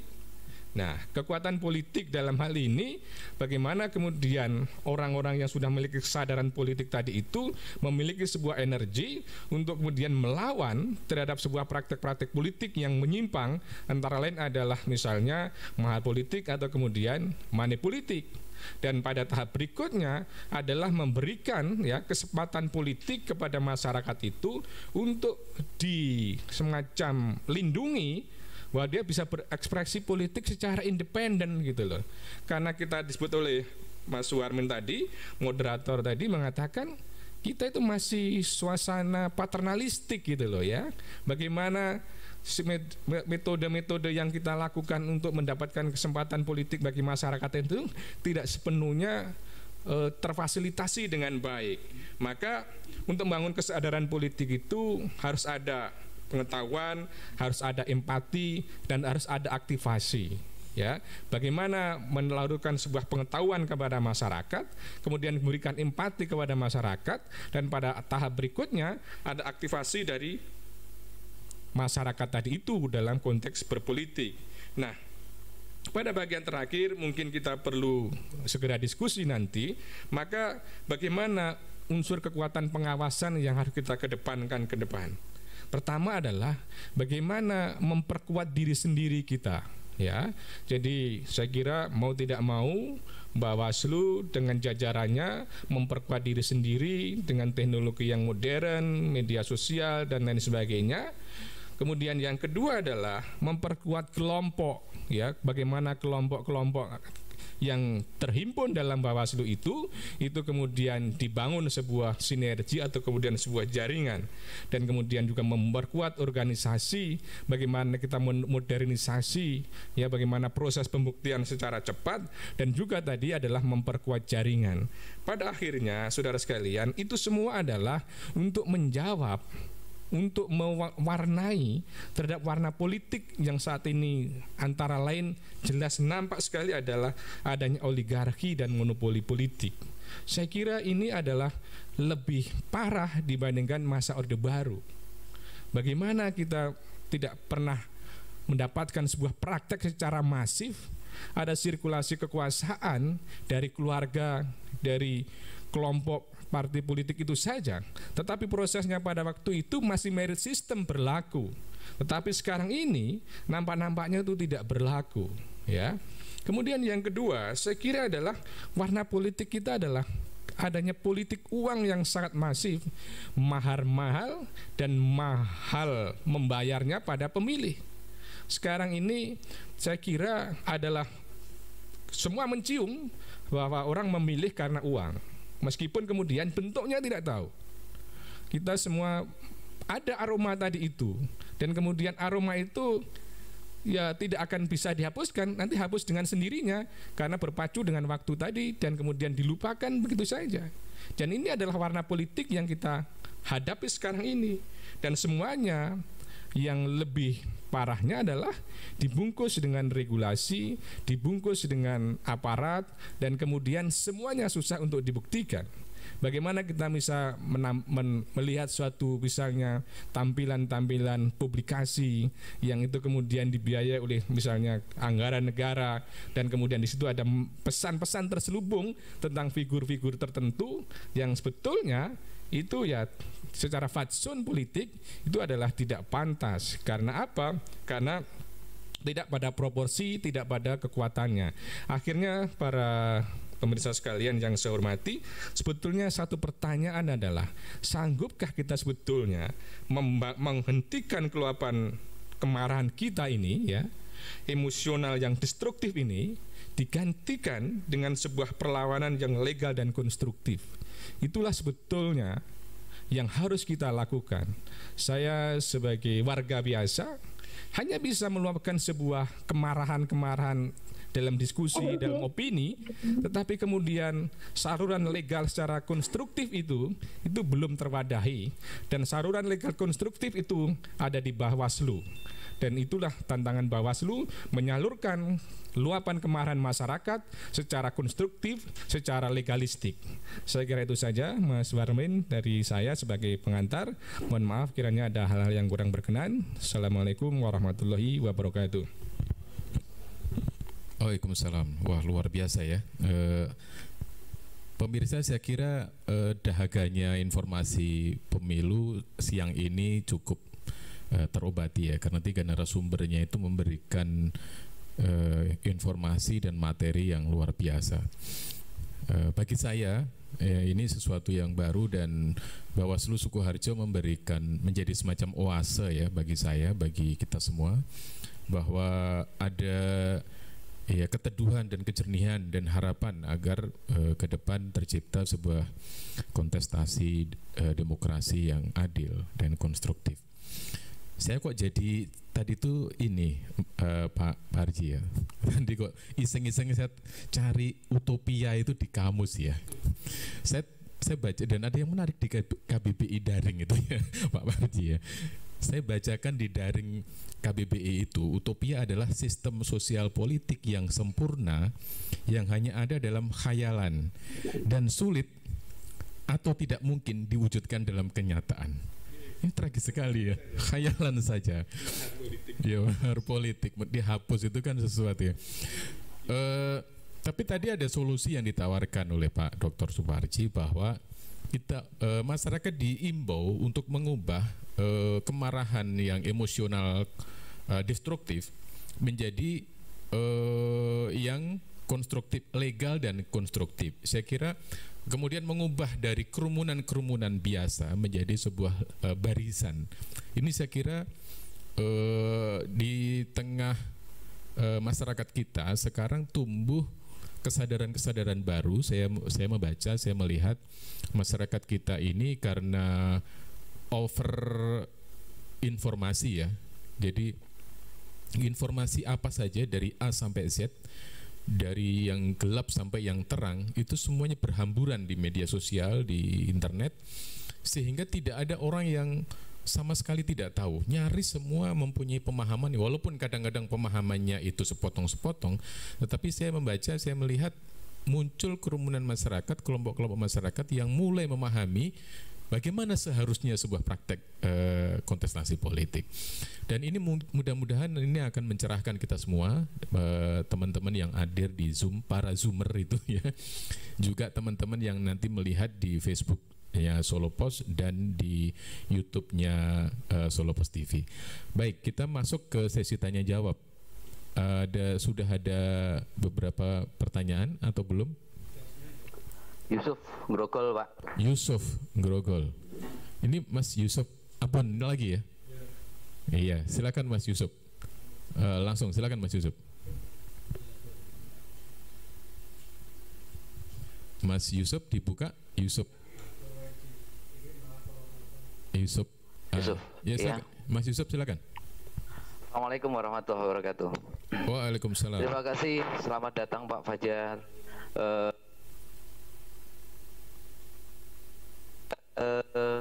Langsung saja pertanyaan saya ke Pak Fajar, itu yang pertama terkait dengan penanganan pelanggaran atau temuan berupa money politik. Biasanya yang sulit kita dapatkan dalam penanganan atau di lapangan itu adalah alat bukti yang berupa saksi. Kenapa? Itu karena kebanyakan saksi atau hampir semua saksi merasa ketakutan, terancam jiwanya, bahkan mungkin adanya ancaman-ancaman dari pihak-pihak yang terlapor. Apakah Undang-Undang Perlindungan Saksi Nomor 31 Tahun 2014 itu bisa kita jadikan pijakan di jajaran Bawaslu? Dan seperti apakah nanti prosesnya? Di samping itu, apakah setelah selesai suatu perkara sehingga diputuskan itu nanti diputuskan itu nanti masih akan ada pelindungan terhadap saksi-saksi yang mungkin kemarin yang bersaksi dalam permasalahan ini. Karena kebanyakan juga saksi setelah adanya kasus itu akan menerima sanksi moral juga dari masyarakat sekitar atau pihak-pihak yang terlaporkan. Sehingga benar-benar kita melindungi para saksi ini. Kalau memang itu nanti bisa terlaksana, otomatis bukan tidak mungkin akan semakin tumbuh kesadaran masyarakat untuk berani melaporkan. Itu yang pertama. Yang kedua adalah terkait penanganan, Pak. Kita diberikan waktu 5 hari untuk menyelesaikan sebuah laporan, sebuah temuan. Sementara di pidana umum waktunya juga tidak terbatas. Di samping itu SDM seperti kita yang di Wascam ini adalah lembaga ad hoc yang belum tentu semuanya berlatar belakang di bidang hukum. Kita seolah-olah seperti seorang Superman yang hanya dalam waktu singkat bisa mengungkap sebuah kasus yang rumitnya luar biasa. Di satu sisi mahar politik tadi disampaikan kita tidak boleh melakukan penyadapan. Ini seolah-olah kita ngejar hantu kan gitu. Permasalahan ini seperti sebuah hantu yang kalau seperti ini terus juga tidak mungkin apa yang menjadi mimpi kita tentang politik Indonesia yang bersih, jujur, adil ini akan menjadi sebuah kenyataan. Menjadi sebuah paradok dengan setiap dialog-dialog kita tentang money politik, tapi di satu sisi dalam penanganan pelanggaran aja kita hanya diberi waktu sesingkat ini. Apakah ada solusinya seperti apa sehingga kita benar-benar semangat kita satu untuk membuat pemilu berjalan lebih jujur dan lebih adil. Dan yang ketiga tadi disampaikan oleh Pak Fajar Saka terkait dengan bukan sebuah prestasi dengan banyaknya kasus yang kita ungkap atau banyaknya kasus yang ditangani. Karena semakin banyak kasus itu menandakan bobroknya penyelenggaraan pemilu. Tetapi faktanya sampai dengan saat ini, apakah semua masyarakat ini tidak melihat begitu bobroknya para penyelenggara ini? Sehingga saya melihat ini sebuah ironi gitu loh. Kenapa mindsetnya nggak kita ubah? Semakin banyak penanganan pelanggaran, itu artinya kita memberikan shock terapi kepada mereka semua bahwa ini budaya, money politik ini sudah menjadi budaya. Sebuah budaya tidak akan bisa diubah tanpa sebuah pemaksaan. Pemaksaan akan bisa diubah dengan adanya sanksi-sanksi, baik itu sanksi pidana maupun sanksi moral. Jadi apakah prestasi dengan sedikitnya prestasi yang kita tangani itu akan menentukan pemilihan atau jabatan kita 5 tahun yang akan datang? Tentunya kan tidak. Apakah itu satu-satunya nilai prestasi yang akan kita berikan kepada tim penilai nantinya? Mungkin seperti saya seorang penyelenggara pengen dipilih lagi, kan tentunya tidak. Karena semangat kita adalah semangat untuk mewujudkan pemilu yang adil dan jurdil. Mohon penjelasannya sekaligus sebagai penyemangat kami di jajaran Wascam ini, sehingga dalam pelaksanaan pilkada ke depan kami semua mempunyai semangat baru, mempunyai mindset baru bahwa kalau tidak kita mulai dari diri sendiri, kita tidak mulai dari lingkup kecil, apakah ini nanti akan hanya menjadi sebuah mimpi-mimpi bagi generasi yang akan datang? Terima kasih. Assalamualaikum warahmatullahi wabarakatuh. Waalaikumsalam. Pertanyaannya memberondong Mas Fajar, dari Mas Yusuf ya. Perlindungan saksi, kemudian keterbatasan waktu, kemudian tadi yang ketiga itu shock terapi ya, kira-kira seperti itu ya. Silakan, monggo Mas Fajar, langsung aja. Nanti soal sila alali Mas. Terima kasih ya. Kalau saya tidak keliru ya, dulu waktu kuliah S1 pelajaran pidana itu ada namanya salah satu tujuan pemidanaan adalah untuk memberikan efek jerah ya Mas Parji ya. Salah satunya ada. Tetapi di sisi yang lain kita juga diajarkan terkait dengan pidana itu adalah ultimum remedium, upaya hukum yang terakhir. Karena pemidanaan itu menyengsarakan katanya, membuat orang sakit. Sehingga sebaik-baiknya adalah jangan sampai itu terjadi. Nah, jadi yang saya sampaikan tadi Mas Yusuf dan kawan-kawan sekalian, semangat saya bukan untuk menghalangi proses penindakan, tidak sama sekali ya. Jadi aturan main kita sudah jelas. Pencegahan, pengawasan, nek masih melanggar ditindak. Maksudnya proses penanganan pelanggaran. Jangan sampai kemudian membacanya keliru pesan saya ini, seolah-olah karena pesannya itu supaya jangan banyak-banyak, kemudian kalau ada yang melanggar ojo diproses. Bukan seperti itu membacanya. Tapi saya membayangkan proses ke depan ya, proses panjang upaya yang sudah kita tempuh ini, sehingga nantinya pilkada dan pemilu itu berjalan dengan tertib, berjalan dengan baik dan tidak banyak terjadi pelanggaran. Jadi ini semangat membaca situasi ke depan ya. Sehingga saya tidak bangga kalau kemudian banyak sekali yang kita proses. Jadi membacanya harus begitu Mas Yusuf dan teman-teman sekalian. Kalau banyak sekali berarti memang pemilu kita, pilkada kita ini masih dalam tahap-tahap yang agak primitif. Tapi kalau memang faktanya begitu, memang masih primitif pilkada dan proses pemilu kita, ya kita tindak semua, nggak ada masalah. Tetapi harus menjadi catatan bahwa pilkada dan pemilu berikutnya ini jangan sampai terulang kembali. Berarti proses pencegahan kita, proses pemberian penyadaran kita kepada publik itu harus lebih ditingkatkan agar pemilu pilkada berikutnya tidak lagi banyak terjadi pelanggaran. Misalnya hari ini banyak sekali pelanggaran soal netralitas ASN. Kalau memang ada, tindak saja semua, diproses semua. Tapi kita berharap setelah proses penindakan dan proses penanganan pelanggaran pada pemilu berikutnya, pilkada berikutnya, peristiwa-peristiwa ini bisa kita minimalisir sehingga pilkada pemilu bisa kita sebut sebagai pilkada dan pemilu yang beradab. Kira-kira begitu Mas. Sama kita membayangkan Gotham City ya. Ini pada nonton Batman semua apa enggak? Gotham City itu kan digambarkan begitu kacau ya. Itu setiap hari penegakan hukum, setiap hari di penjara, ditangkap. Kita tidak akan bisa menyatakan bahwa ini prestasi ini polisinya tiap hari menangkapi maling, tiap hari menangkapi pembunuh segala macam. Tentu yang diharapkan adalah situasi kota, situasi masyarakat yang tertib. Tidak ada kejahatan, tidak ada pelanggaran. Nah itu yang sebenarnya kita bayangkan. Tetapi tidak akan terjadi dalam 1-2 hari, setahun 2 tahun, atau dalam satu pilkada ke satu pilkada yang lain. Ini adalah proses jangka panjang. Tapi semangat kita adalah untuk memastikan publik itu punya kesadaran politik yang tinggi. Ini menjaga stamina kita, Mas Yusuf ya. Kalau ada pelanggaran silahkan ditindak, jangan keliru dalam memahami pesan yang saya sampaikan. Tetapi semangat kita adalah kita menginginkan pilkada pemilu yang bermartabat, di mana semua pemilih punya kesadaran politik yang tinggi. Saya jawabnya dari belakang dulu Mas Parmin ya. Kemudian yang berikutnya terkait dengan pelindungan saksi, memang di peraturan kita belum ada mengatur soal pelindungan saksi dan korban.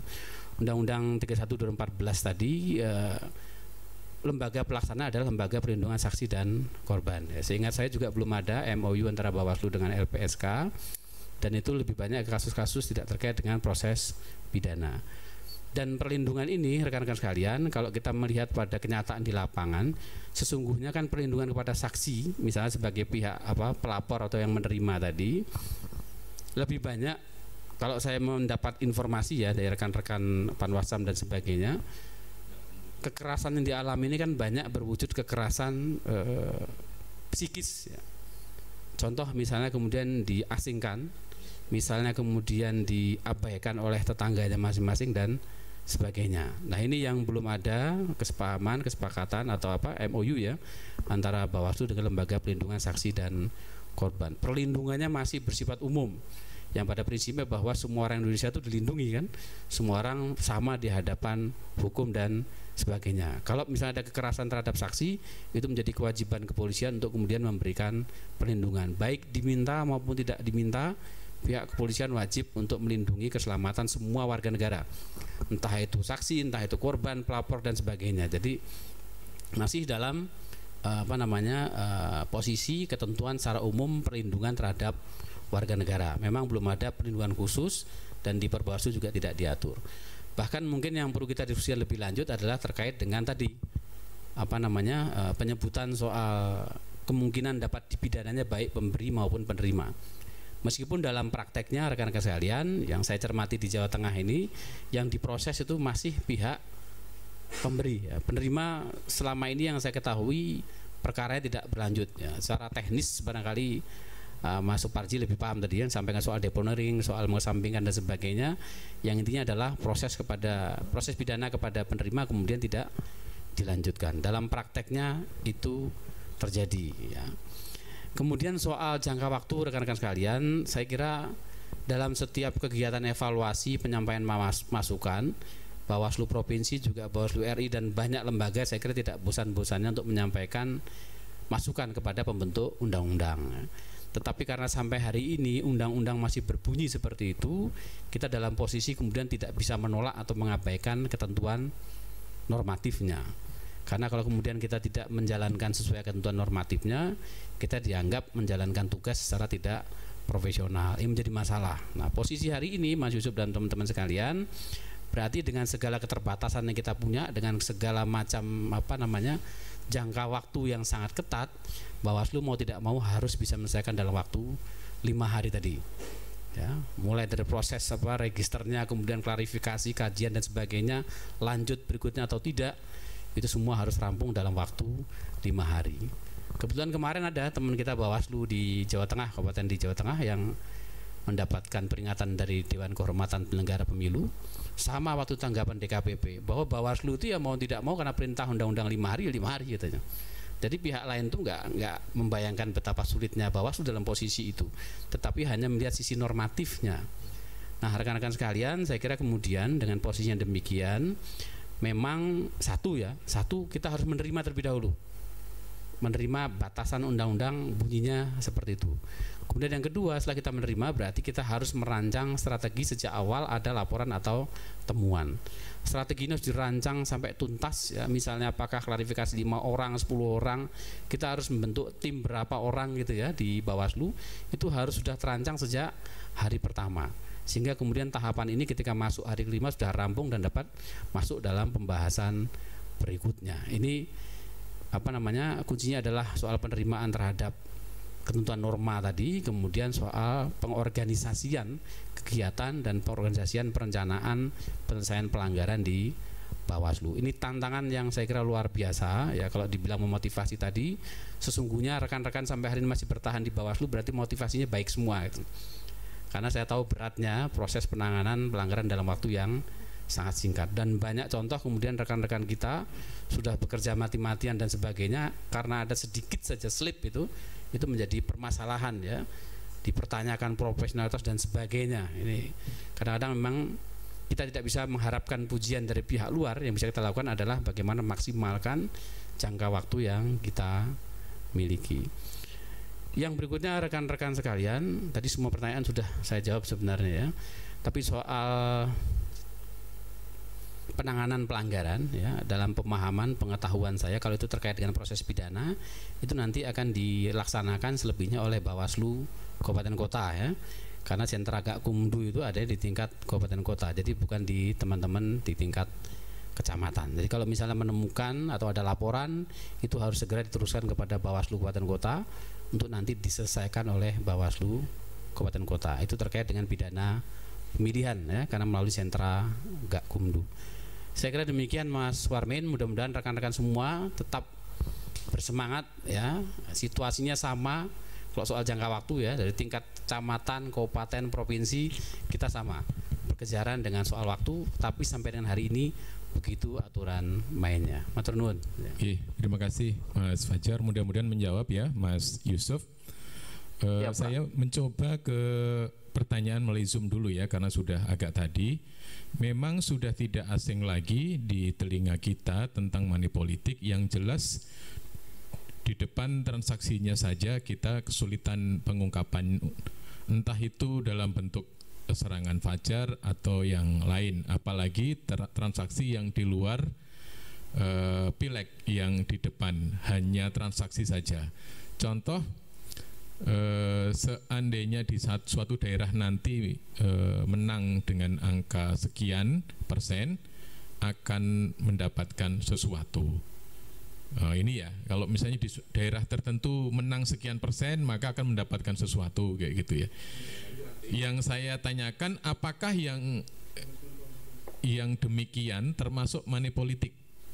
Mohon pencerahan. Itu dari Mas Rudi ya, Kertonatan, Mas Rudi Kertonatan. Kemudian Mas Riki, jika money politik di kontestasi pemilihan yang dikenai pidana adalah setiap orang, yaitu yang memberi dan menerima politik uang, bagaimana apabila seorang penerima politik uang merasa ingin menegakkan keadilan untuk menjadi pelapor kepada Gakumdu atau Bawaslu, melaporkan pemberi money politik, namun ini malah menjadi bumerang bagi pelapor karena pelapor itu sendiri adalah penerima. Pertanyaannya, apa regulasi ini malah membatasi seorang pelapor? Oh gitu ya, jadi menerima tapi dia nawaitunya itu untuk membuktikan gitu ya. Ya iya, tapi nawaitu ki urusannya hati ya. Ya gimana itu ya? Ya, ini mungkin Mas Muladi dulu. Ya, silakan Mas Muladi. Ini saya kira banyak terjadi Mas. Ini di Pilkades juga bisa. Kalau RT ini saya menang mutlak 70%, engko musolane tak dandani, gitu. Atau kalau mungkin semacam itu. Monggo Mas Muladi. Terima kasih Mas Warmin. Jadi ini kan problem si pembuat janji dengan yang berjanji, ini kan problem. Jadi kan kalau modelnya tadi yang sudah saya sampaikan tadi, jenis-jenis modelnya. Kalau yang terkait dengan, ada dua kemungkinan. Yang satu adalah janji uang dan materi lainnya itu diberikan oleh tim kampanye atau paslon tersebut ya, itu otomatis punya potensi. Jadi kalau yang memang uang itu dijanjikan oleh tim kampanye ya, misalnya kalau di RT ini menang 90% dari paslon si yang saya dukung, tim kampanye misalnya begitu, nanti saya akan bantu membuat gorong-gorong air misalnya, atau perbaikan jalan misalnya. Ini termasuk bentuk yang lainnya. Kalau itu fake ya, dalam pengertian yang berjanji jelas, kemudian komitmen dari para pihak dengan RT-nya itu juga cukup jelas. Biasanya para pemangku ya, pemangku kepentingan. Ini punya potensi ya, tapi nanti akan dikaji di Gakumdu, tapi punya potensi bagian dari transaksi money politik tersebut. Tetapi yang kedua, manakala janjinya itu janji politik itu masih bisa dua pihak. Misalnya saya akan menggunakan dana APBD yang ketika saya terpilih menjadi bupati misalnya, maka wilayah yang mendukung saya akan saya dahulukan. Ini bukan termasuk money politik karena dia bisa memberi prioritas. Masalah prioritas itu masalah pilihan, karena program itu saya mau bikin program rumah layak huni selama 5 tahun. Mana dulu yang mau saya dahulukan? Kan masih relatif ya. Jadi bisa, kan tidak mungkin rumah yang rusak ada 100 terus 1 tahun langsung diterapkan, tidak bisa, mesti bertahap. Tetapi dengan janji politik ini kan kadang-kadang ingin mana yang didahulukan, misalnya begitu. Kan itu bukan uangnya, ini masih berbasis program. Kalau yang sifatnya berbasis program, dia tidak bisa menjalankan kalau tidak menjadi bupati. Ya, jadi masih termasuk janji kosong. Kalau yang tadi itu janji konkret, karena saya pasti punya uang yang dia untuk dirinya kok. Kalau saya atau tim saya yang terpilih nanti saya akan, nah ini sesuatu yang pasti dari sumber uangnya sendiri, itu termasuk money politik. Tetapi kalau mau hanya janji politik yang itu bersifat program kerja, itu belum bisa dijerat dengan pendekatan tersebut. Jadi dari satu sisi lihat dari sumber keuangan dan sumber programnya. Tapi memang ada sesuatu yang terkait faktor-faktor lain yang ini jejaring yang tersembunyi ya, kira-kira gitu ya. Kalau tadi ini kan yang janji politik ini kan terbuka. Ya misalnya nanti satu RT saya beri misalnya mau bak sampah, satu RT saya beri seragam setiap tahun misalnya. Ini kan janji politik, tidak ada masalah yang seperti itu. Karena belum tentu terpilih. Kalau terpilih tinggal ditagih karena itu janji-janji politik misalnya. Tapi kalau yang sifatnya yang terselubung, nah ini yang agak sulit Mas. Yang terselubung ini agak sulit. Nah, kira-kira perlu pembuktian yang lebih mendalam. Yang kedua terkait apa tadi yang menerima tapi diniat. Oh ya. Jadi sebagai informasi bahwa kasus penerima yang kemudian diproses seluruh Indonesia ya, kasus-kasus yang terjadi money politik dalam pilkada sebelumnya, belum ada yang diproses para penerima ini, meskipun di dalam undang-undang. Artinya kelihatannya di Gakumdu itu di berbagai daerah ada kesepahaman, ada proses deponering itu atau pengesampingan karena kepentingan umum, sehingga kemudian apalagi kalau ada orang bertiga, berempat dengan sengaja, ini kok ada money politik ya, saya tahu ada money politik di sebelah tetangga desa ada gini-gini. Nanti kalau ada yang datang ke sini dan menawarkan yang sama, mari kita terima bareng-bareng, berlima ya, berempat ya. Kemudian setelah kita terima ada yang memfoto, ada yang merekam, uangnya tidak kita terima langsung, tapi kemudian diserahkan kepada kepolisian atau Bawaslu sebagai alat bukti kan. Proses money politiknya memang terjadi, tetapi dia dari awal berniat tidak mau menerima uang itu kan. Toh akhirnya uang itu akan disita oleh negara, jadi masukkan ke kas negara oleh kejaksaan kalau nanti sudah dieksekusi. Artinya proses perbuatan dari penerima ini bagian dari upaya melakukan langkah positif kan kira-kira itu, bahwa agar menghukum si pemberi uang tadi kan kira-kira gitu. Dan sangat berpotensial ketika si pemberi uang kemudian ditangkap misalnya, kemudian dia juga bisa menggerek, dia bisa menjadi saksi, perlindungan saksi misalnya tadi, yang contoh tadi, saya itu memberi uang kepada 5 orang tadi disuruh oleh siapa. Nah, kalau ada keberanian dari pelaku level pemberi tadi, nanti kan ditarik siapa yang memberi kan gitu, disumber dari mana kan, nanti bisa jejaring kan kira-kira itu. Nah, akan semakin panjang, dan itu saya kira tidak masalah. Artinya ada proses yang terjadi semacam itu, dan memang ada konsekuensi hukum, dalam arti begini, ada pihak yang merasa dirugikan dan akan berusaha untuk berharap bahwa orang yang melaporkan tadi diproses kan kira-kira gitu, orang yang merasa keberatan gitu kan, kenapa saya yang memberi uang kok yang menerima 5 orang tadi tidak diproses kan kira-kira gitu. Tetapi secara teknis ada BAP terpisah antara penerima dan pemberi di dalam proses penindakan hukumnya.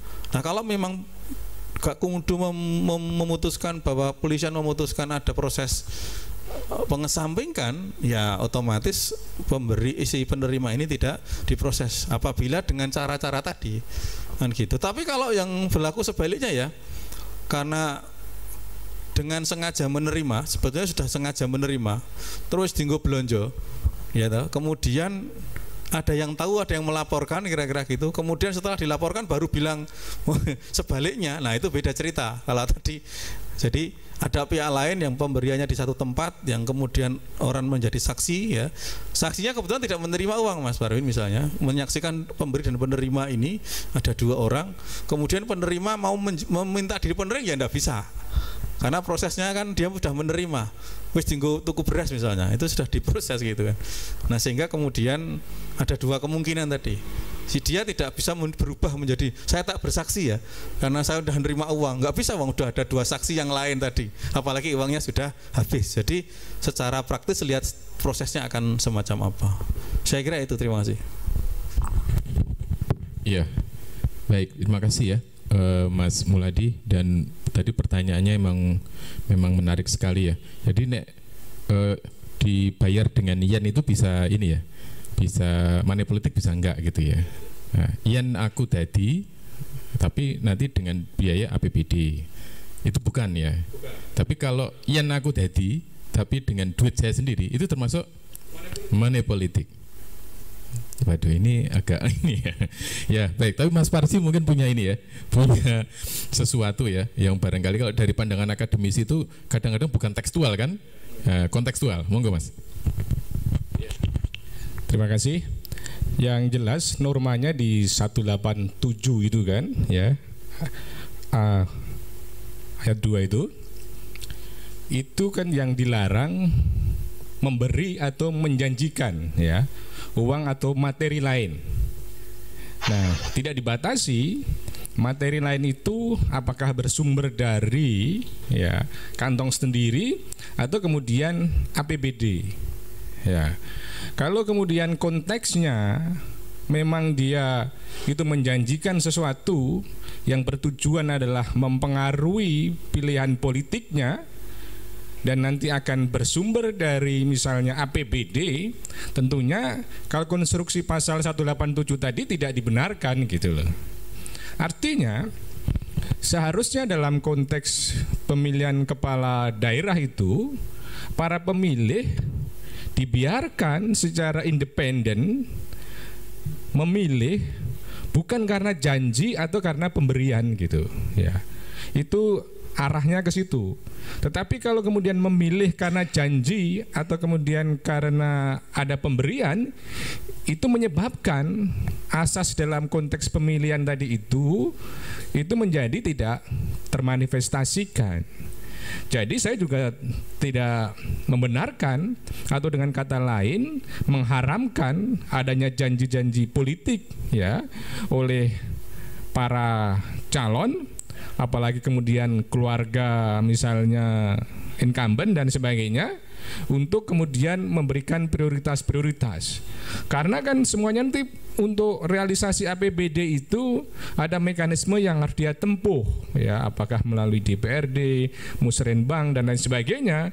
Jadi kalau kemudian dia masih didasarkan karena ada proses-proses yang melakukan itu, dijanjikan ini karena dukungan politik dan sebagainya, itu adalah sesuatu yang tidak boleh ya, dan itu dikonstruksikan sebagai sesuatu yang dilarang, sebagai sesuatu yang melawan hukum tadi itu ya, yang jelas dilarang memberi atau kemudian menjanjikan sesuatu atau uang ya dalam konteks untuk memengaruhi politiknya, tidak peduli sumbernya dari manapun. Kalau kita permisif dengan pola tadi itu, maka itu nanti akan diuntungkan siapa yang sedang berkuasa, atau kemudian diuntungkan nanti proses pemilihannya itu akhirnya tadi itu, bahwa dia tidak tidak menerapkan program kerja itu berdasarkan pertimbangan-pertimbangan objektif. Tadi pertimbangan subjektif, karena dia dulu pendukung saya maka saya prioritaskan. Kalau pola itu yang ditempuh, saya kira itu menjadi tidak sehat. Demokrasinya berarti tidak untuk kesejahteraan rakyat, tapi demokrasinya untuk kesejahteraan kelompok atau kemudian golongan.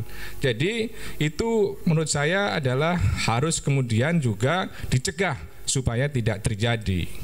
Kemudian yang kedua, saya kira saya menyambung tadi soal bagaimana kita bicara tentang sanksi, pencegahan dan penegakan. Tadi Mas Fajar menyebutkan bahwa salah satu fungsi dari punishment atau sanksi adalah menjerakan. Pada sisi yang lain adalah memberikan edukasi supaya kemudian yang lain itu tidak terlibat dalam perbuatan-perbuatan yang melawan hukum tadi itu. Persoalannya adalah bagaimana kita mengukur suksesnya sebuah pilkada itu, standar keberhasilannya tidak jelas gitulah. Maka ke depan menurut saya Kabupaten Sukoharjo atau Jawa Tengah itu merumuskan indeks prestasi pengawasan, sehingga tingkat kesuksesan pengawasan itu seperti apa? Apakah kemudian semakin banyak yang diungkap? Apakah semakin rendahnya ya money politik, atau meningkatnya partisipasi politik, atau netralitas ASN, pola-pola menentukan kriteria atau kategori kesuksesan sebuah pengawasan itu, itulah menjadi kerangka acuan para pengawas-pengawas ini akan bertindak. Pilihan pada pencegahan dan penindakan itu akan tergantung pada kasus yang akan dihadapi. Yang ketiga yang perlu saya komentari, bahwa tadi soal bagaimana kemudian kekhawatiran melaporkan itu akan dijerat dengan pidana. Dan tadi secara kasuistis yang banyak dijerat adalah pemberi. Saya kira memang yang terpenting dalam konteks ini, konstruksi pasal tadi itu kan setiap orang dengan sengaja menerima atau kemudian memberi.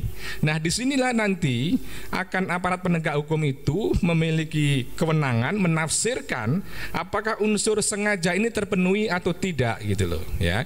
Jadi akhirnya nanti para penerima itu akan dilepaskan dari pertanggungjawaban hukum karena salah satu frase unsur sengaja tadi adalah tidak dipenuhi. Bagaimana kita unsur menilai sengaja itu? Ada paling tidak ada dua kualifikasi, yaitu adanya willen and witten, adanya kehendak dan adanya pengetahuan, bahwa yang bersangkutan menghendaki dan mengetahui uang itu diberikan untuk memengaruhi politiknya. Kalau kemudian itu tidak bisa dikatakan mengenai politik dan yang bersangkutan tidak bermaksud untuk menerima, laporkan saja kepada Bawaslu supaya kemudian bisa diberantas adanya praktek money politik tadi itu. Pada akhirnya terlepas dari berbagai macam utopia tadi itu, kita tetap optimis bahwa kemudian Bawaslu akan perlu saksi ahli gitu ya. Iya, penting ini ya. Baik. Jadi teman-teman tadi Mas yang bertanya tadi Mas Rudi ya, nggak perlu khawatir nanti kalau misalnya teman-teman atau warga masyarakat yang memang menerima tetapi tujuannya nawaitunya itu untuk melaporkan, itu silahkan aja. Toh secara kasuistis belum ada penerima yang istilahnya diproses, kira-kira begitu ya Mas Muladi ya. Baik, Mas Sigit dari Kertonatan, kalau nggak salah ya Mas Sigit. Ya, ada sebutan, wah ini teman-teman narasumber merasakan ini pertanyaannya siang ini lumayan ya. Iya, berbobot ini ternyata ya.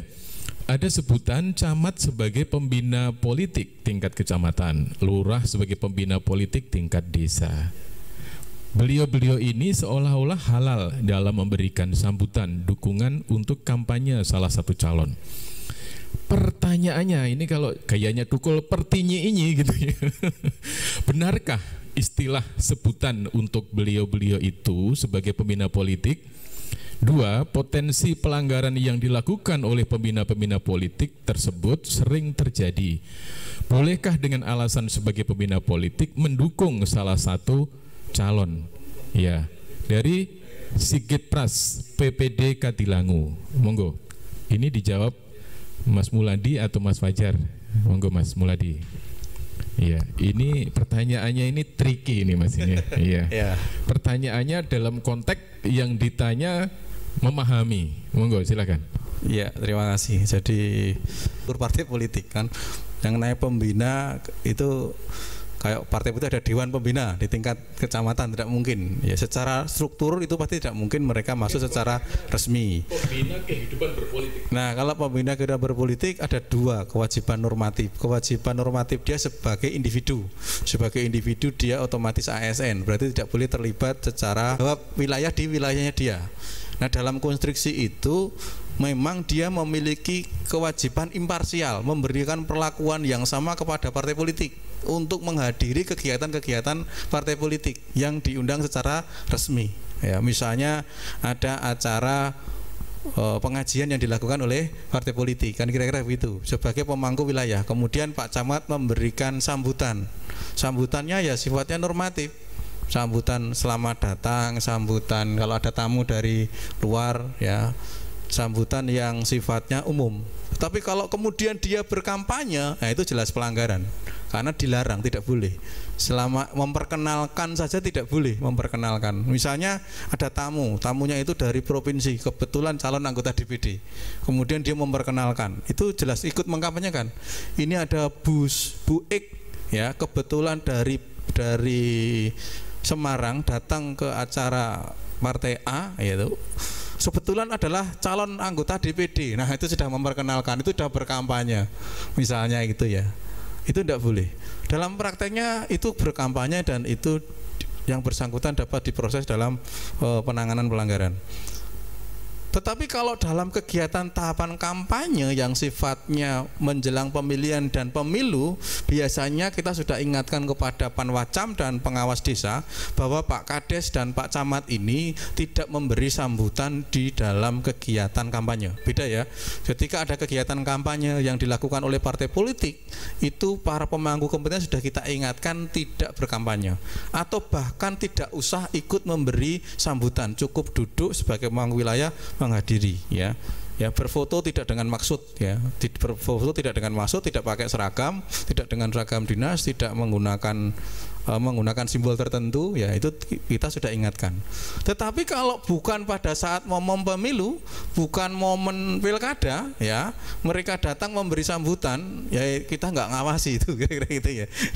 Normalnya kita tidak ngawasi, kita tidak punya kewenangan untuk mengawasi ya ASN Pak Camat yang pada saat acara partai politik misalnya di luar tahapan pemilu mereka melakukan kegiatan memberi sambutan. Jadi sekali lagi ada etika individu sebagai ASN dan etika sebagai seorang camat dan konsekuensi administrasi. Jadi pada prinsipnya tidak mungkin mereka diperbolehkan untuk berkampanye, apalagi mengkampanyekan. Kalau dalam proses pemilihan kita harapkan bahkan mereka tidak usah ikut sambutan kalau mereka hadir di dalam kegiatan partai dan apalagi dalam kegiatan yang memang sedang berkegiatan itu bernuansa kampanye ya, dan menjanjikan. Apalagi kalau incumbent itu kan kadang-kadang Pak Camat paling halus itu menggambarkan prestasi kerja wilayah, itu sudah paling halus ya. Biasanya itu sudah paling halus karena intinya kalau saya hanya menyampaikan kinerja pemerintah kan boleh toh Pak, misalnya itu paling halus itu ya, misalnya bahwa di Sukoharjo atau di kabupaten mana prestasi pemerintah daerahnya adalah mendapatkan nomor 1 lomba apa misalnya, itu sudah paling halus. Sebetulnya kita harapkan itu juga tidak dilakukan oleh para pemangku kepentingan, tetapi kadang-kadang masih dilakukan. Karena apa? Karena itu akan, kalau itu incumbent yang mencalonkan lagi, itu juga ada pihak lain yang merasa tidak nyaman karena seperti seolah-olah menyampaikan prestasi. Kalau di luar tahapan kampanye ya itu kewajiban. Kalau Pak Camat menyampaikan prestasi pemerintah daerah dan memberikan bahwa kepada masyarakat, memberitahu bahwa daerah ini memang punya prestasi dalam bidang kependudukan, punya prestasi dalam bidang-bidang tertentu, itu kewajiban untuk menyampaikan, mensosialisasi kepada masyarakat. Tetapi pada saat kampanye itu berusaha untuk kita cegah, namanya Mas Warmin, kita cegah. Panwascam otomatis sudah mendekati. Kalau Pak Camat rawuh, nanti tidak usah sambutan biasanya gitu. Kalau ngeyel, silahkan Panwascam PPD rekam awal, kira-kira begitu. Demikian Mas Warmin, terima kasih. Iya, terima kasih Mas Muladi. Mas Fajar mau menambahkan atau cukup? Cukup jelas ya. Baik, ada lagi kah yang bertanya? Ini sudah jam 3:17. Wah, ini sudah melewati ini ya. Mungkin satu penanya lagi, terus kita akhiri ya teman-teman. Karena tadi saya bilang di depan kalau ini kita lanjutkan sampai Qiyamul Lail nggak selesai ini ya. Karena emang bahasanya ini bahasan yang menarik untuk kita diskusikan, sulit untuk kita eksekusikan, gitu loh. Menggemaskan. Ya, ada yang bertanya di chatbox, teman-teman?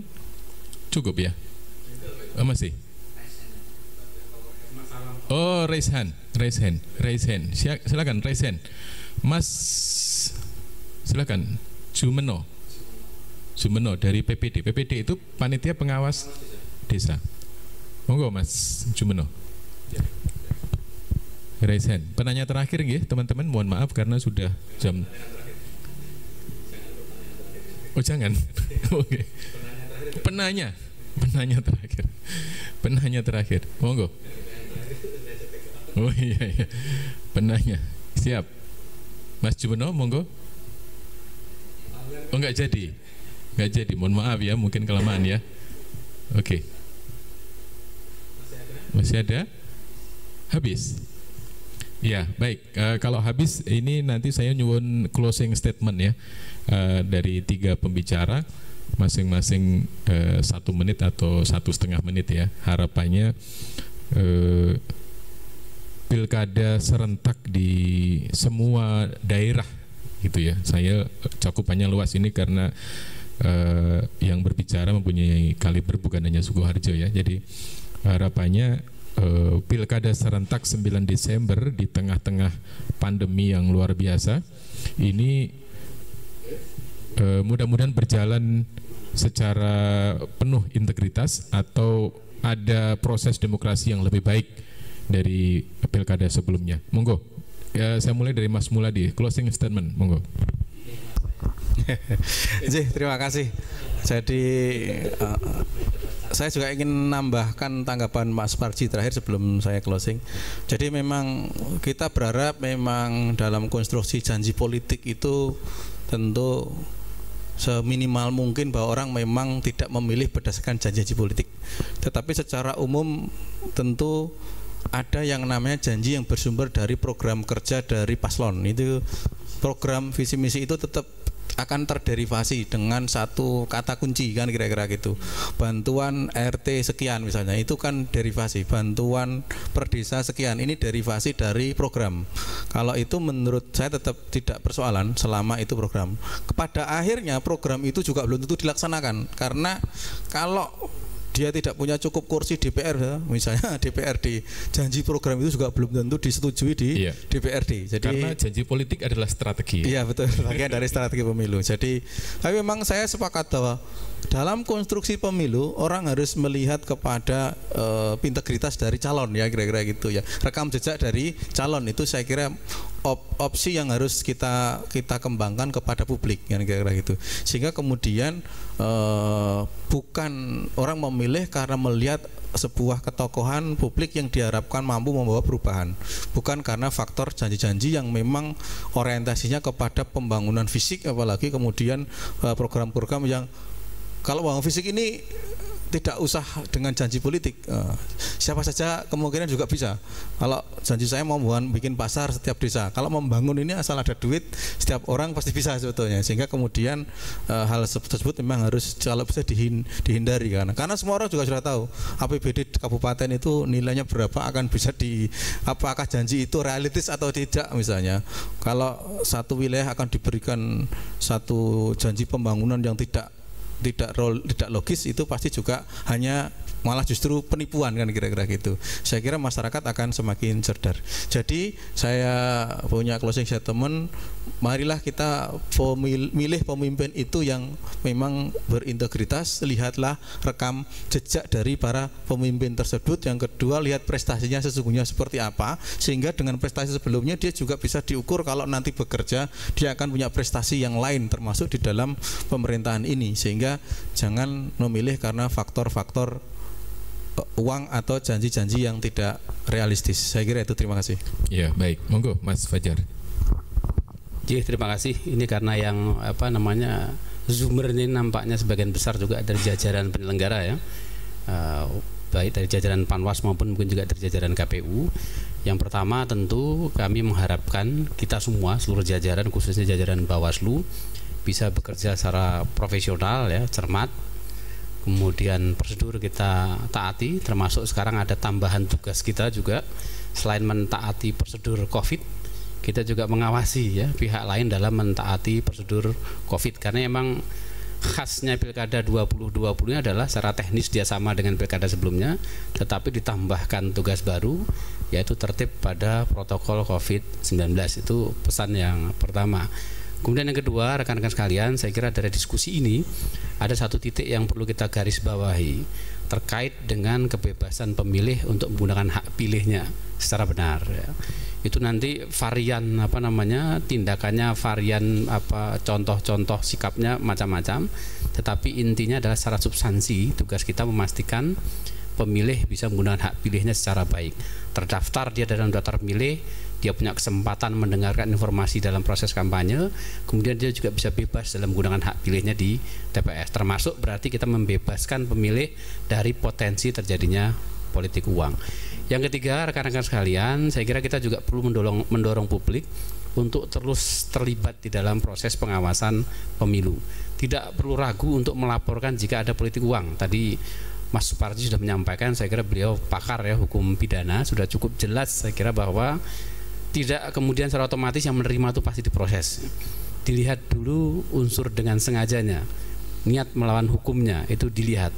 Dan rata-rata dalam praktek di Jawa Tengah, jadi politik uang itu juga sudah banyak yang kita bawa ke pengadilan dan terbukti itu penerima tidak diproses karena memang dia tidak punya niat sejak awal untuk menerima uang ya. Jadi yang diproses hanya pemberinya saja. Jadi tidak perlu ragu untuk melaporkan, mengajak masyarakat melaporkan peristiwa dugaan politik uang.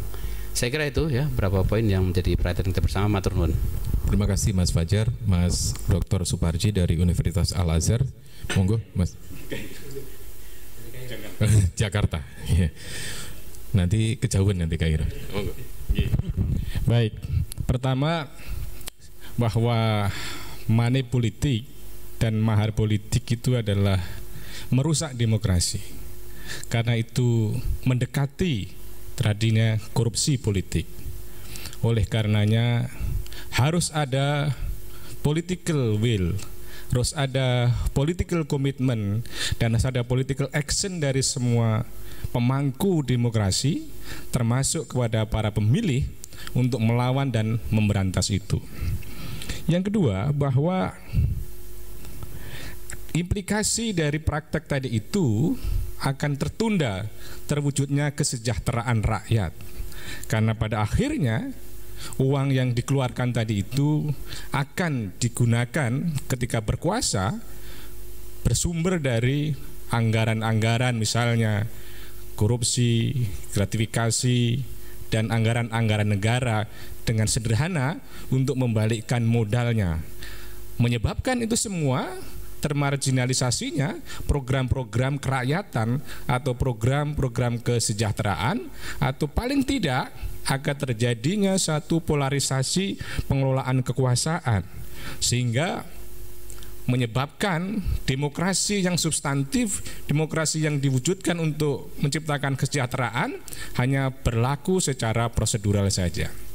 Yang ketiga, bahwa Bawaslu memiliki legitimasi yuridis yang kuat, memiliki perangkat yang cukup komprehensif, maka diharapkan Bawaslu memberikan suatu jawaban terhadap kegemasan, kegalauan, kemarahan politik publik akibat masa depan suram demokrasi yang disandera oleh oligarki politik, oleh politik kekuasaan, politik keluarga, dan politik-politik yang mencederai nilai-nilai demokrasi secara berintegritas. Diharapkan betul Bawaslu lebih progresif dalam bekerja sesuai dengan ketentuan peraturan perundang-undangan yang berlaku. Demikian. Terima kasih. Assalamualaikum warahmatullahi wabarakatuh. Waalaikumsalam. Terima kasih Mas Dr. Suparji. Terima kasih juga teman-teman narasumber dan para Zoomer, kawan-kawan yang bergabung di Zoom, juga kawan-kawan yang bergabung di Facebook Live, juga di YouTube. Terima kasih telah bersama kami dalam diskusi yang sangat menarik ini. Mudah-mudahan politik uang ke depan itu semakin menipis karena kepemahaman dari teman-teman yang makin baik, pemahaman dari masyarakat yang juga semakin baik, dan kesadaran politik yang makin baik dari sebagian besar warga masyarakat, sehingga tidak terjadi tadi yang disebut oleh Mas Parji sebagai madesu, ya, masa depan suram, tetapi madelang, masa depan gemilang gitu ya, di dalam demokrasi kita, masa depan yang cemerlang. Dan proses itu kita mulai dari diskusi-diskusi yang sangat produktif seperti ini. Mohon maaf kalau diskusi kami pada siang hari ini kurang berkenan bagi teman-teman semua, dan kita bertemu lagi dalam diskusi webinar bersama Bawaslu Sukoharjo pada kesempatan berikutnya. Saya sebagai moderator mengakhiri, kita akhiri dengan tepuk tangan untuk kita semua, ya. Ya, terima kasih. Bila taufiq wal hidayah. Assalamualaikum warahmatullahi wabarakatuh.